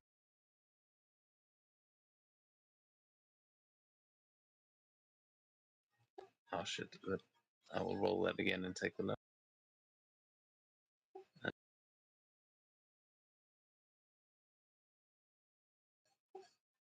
Okay, I think that hits anyway. So I will do. 22. If it does hit, I will do a. I think it's called a substitution or something as a reaction. I can't remember the. Okay, yeah. So then, yeah. So as you try and move, he draws his blade and slices. But as it slices you in half, that log or whatever you want to use just falls into pieces, as I think you get to move. Seto, how far was it? Your movement? I think it's Half like 30 movement, feet or right? something. But yeah, either way, you'll be able to get out of there and rush towards Dokiko without him getting you. Perfect. Yeah, and I'll move right to Dakuko. Yeah, okay. For some reason I can't move there because I'm colliding with a wall. So you might just move me over here. Yeah, it's just those targets in. Yeah. Just move me up to 10 feet. Position is very important with this attack. And then I make an attack with my sword, my Kodai. Let me just target her. Oh man, everything is so tricky with the laptop right now. Yeah, sorry, I know Foundry's a nightmare on laptop, especially if you don't have a mouse and stuff.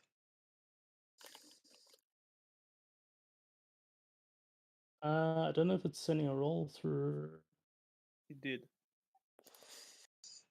Yeah, 26 hits. Perfect.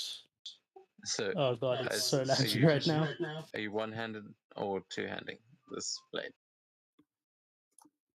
I'm two-handing it at the moment, so it's gonna be I think 1d10. You rolled min damage on the two-hand and max on the one hand. I'll allow you to take the one hand if you want, because it's just. Yeah, sure, I'll Oh take the one shit! hand.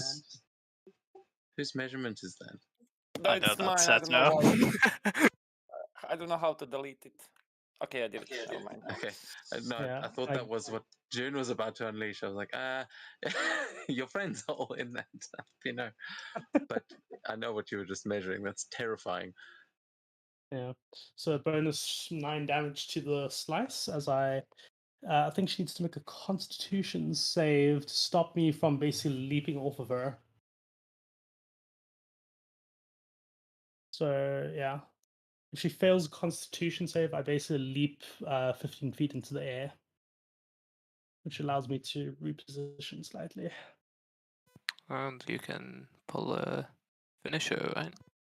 Yes. Yeah, she is going to fail this as you leap back into the air. She fails the con save, so you do manage to kick off of her. But you will notice that as you are like readying that finisher, you will notice that your blade is covered in webs, and it's like what should have been blood. It seems like it is web, but yeah, you are up in the air above her. She seems defenseless. Perfect. I'll move 5 feet back, and I will be. I just want to check the range here. Yeah, within 15 feet of him. As June basically launches herself into the ground as I use Living Force Void style. Holy shit. So I'm going to need creatures within 15 feet of you must succeed on a dexterity saving throw, taking a cuck ton of damage. If on a failure, taking a lot of damage, basically. So I must make a dealing weapon damage plus 25d6. Okay, cool. That's a lot of d6s.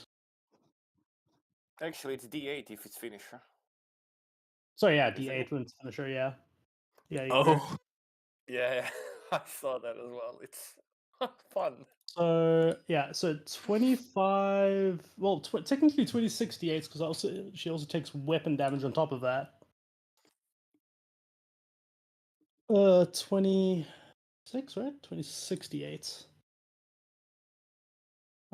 Plus. Oh god, I have to crank so much math here. Plus 7.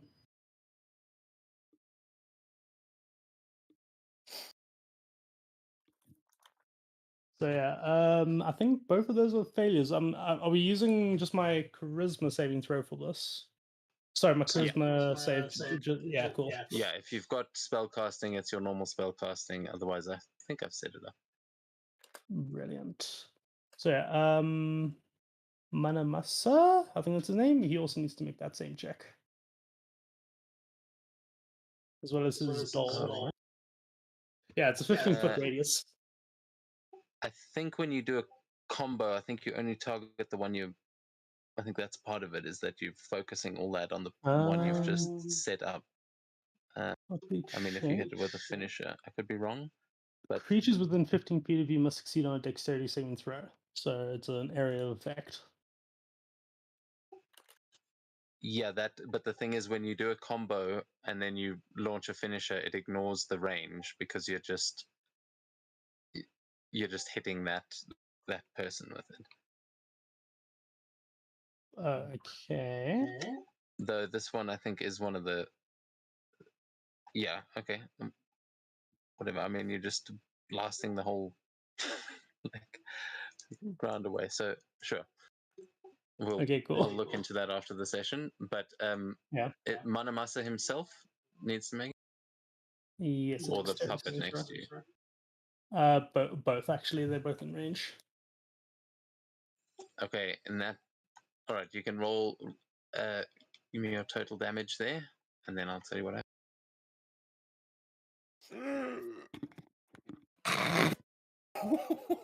That's 115 points of damage.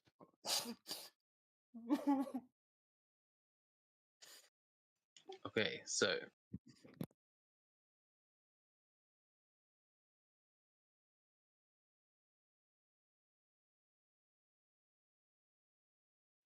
you are going to see as those explosions just go off, you will see that those boxes getting torn to pieces as this happens, as your move ends.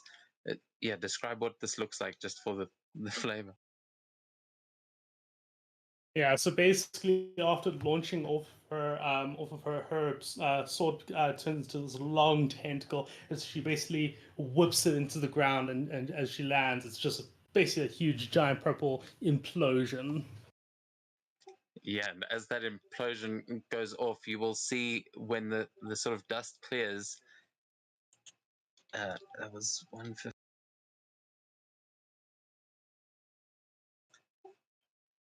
You will see that the puppet is looking like, you can see it's almost in pieces. It's like one of its arms is sort of hanging off, but then you're going to see Dokiko like standing there. She took the hit, but you can see she has barely got a scratch on her, and she's got one hand up in the air that she clenches while you are still like mid-air, and then you're going to see the end of your blade that you just cast that with suddenly erupt. And I need you to make a dex save as well, please. Oh no! just want to quickly check something. 15, 20. Okay, yeah, it took quite. I need to calculate how much damage I take from using it. So dexterity save. Yeah. That'll be an advantage because it's true It'll sight. be straight because you're. Because you are mid-air, that's part of the thing. You make the save at disadvantage, but if you've got advantage, it cancels out. Oh, okay. Okay, cool. Yeah, sorry, and then we can just use the left side dice roll. Yeah, that's the first one anyway. 15 is going to fail, as you will see as this explodes, you become restrained mid-air as these tethers of web shoot out in every different direction, and you can see that you are now attached to the castle over there, to the log. You are kind of caught up in a spider web. Oh no! That has just exploded there, and you're kind of in this cocoon. So yeah, you are currently restrained up there.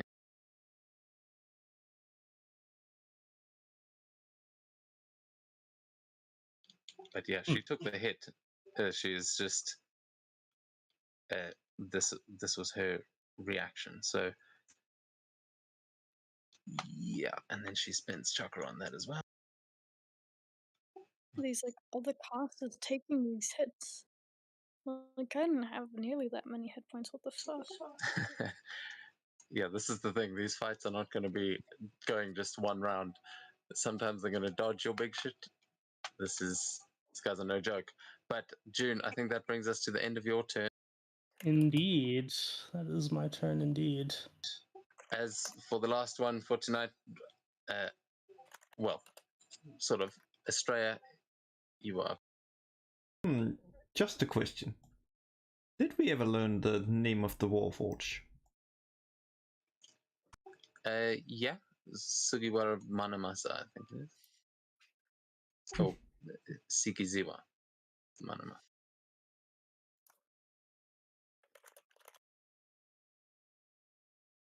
Oh, which, by the way, I didn't tell you what.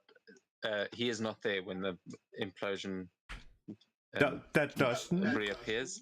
He managed to get out of there with his reaction, but he is still controlling the puppet, which basically helped him escape, and that is why the puppet is just sitting there smoldering. But Australia, yeah. So what do you do? I just lift a hand, form a little lance, says Shikizawa, and fires it after him. And since I used the name, it will find him if he is within.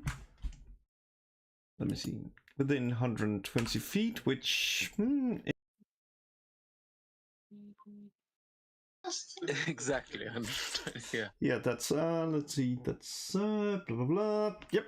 That's. Yeah, and that's an intellect save. Yeah. What? Intelligence save? Yep.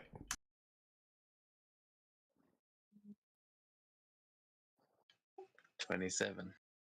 Yeah, 27, so he only takes half the damage. Let's get it. Oh well. Oh, now it prompted him. Yeah, I was like, yeah, why didn't it prompt him? But well, we already know he succeeded. So that's like 15 psychic damage. But god damn it, I was hoping to like hit him because oh yeah, that good. Yeah, that is a good one, but you will see this. There's a good chance he might be the caster in the party because he doesn't seem to flinch at that, struggling to get into that Warforged head. Yeah, is there anything else you want to do? You still got your movement and stuff. God damn it, D&D Beyond. Don't die on me when I need to check the bonus ability.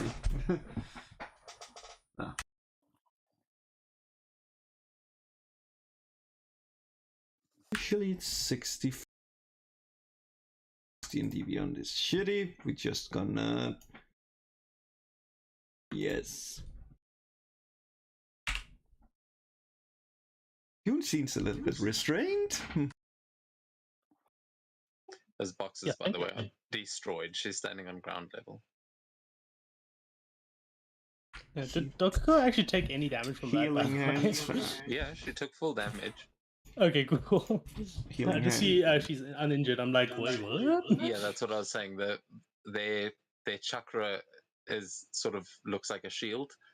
So you'll only notice that they're getting hurt when they're really getting hurt. Okay, gotcha. Oh, that makes it 9 healing, and that's... I end my turn. Okay. Yeah, and with that, we're going to wrap things up for tonight as it goes to Tusky and Z, as they are both sitting there in front of their woks. They are cooking up a storm, and you're going to see both of them lift something out of the pans with their chopsticks, and they're going to both leap up into the air at the same time, spinning around and throwing this food through the air at you guys down here by the targets. As Sakura, you are going to you're going to see the guy next to you on the other side just like open his mouth and catch the one from Tusky, as you can see something flying towards you, and it looks like a small bottle of juice. Like, it does not look like something you should catch in your mouth, but you can easily catch it in your hand. As you will see, just a little bottle of juice going to you, as a dumpling goes into the mouth of the other guy, and he crunches down, gives a thumbs up to Tusky, and then you see his eyes like glow red for a second. Oh, But jeez. Steroids. Sakura, you catch this little bottle that Z has thrown to you, and she's going to give you like a wink and a thumbs up as well. Are you going to consume it? Yeah, sure, why not? What could go wrong? Okay, so yeah, as you take this potion, you take what is it called? This is sativa juice. um, you take it and you feel this sort of strange sensation flow through you, much like a lot of potions, but you will be able to move half your movement speed without provoking opportunity attacks, as using your reaction. And because it's about to go to your turn, you'll get your reaction back because this is on Z's turn. Nice. So, do you want to move half your speed? Yes. But I just put my computer off because I thought we were done. No, that's fine. I assume you want to get away from the guys that are currently surrounding you. Yes. Please. And do you know how much movement speed you actually have? 30. Only 30 feet. Okay, cool. I've moved you back a little bit, and that is where we will pick things up next week. As the first duel against real samurai is taking place. You guys managed to avoid them in Kamigawa, but they're not so easy to cut down, as you'll notice. Yeah, they are pretty tough. Formidable opponents. Just burn their reactions. God damn it. Should have targeted. Oh, I could have been so nasty. Just have been targeting Tusky and being like, oh well. Boom. That's so mean. They're just having a cook-off. That's dishonorable. Yeah, it is dishonorable. Cooking denied. I think you should take a -4 to your honor score just for that. Hey, no, look, that might be a valuable tactic once you see what her food is doing to these people. She can fight with that wok too. Don't worry, they are in the fight. We'll see. If she isn't as good as Tusky, then we can take them out. Man, okay, let's already take her out. Since it's she we're talking about. I think we have more pressing matters. There are 3 frontliners in our face. In your face? I think Z's going to surprise you.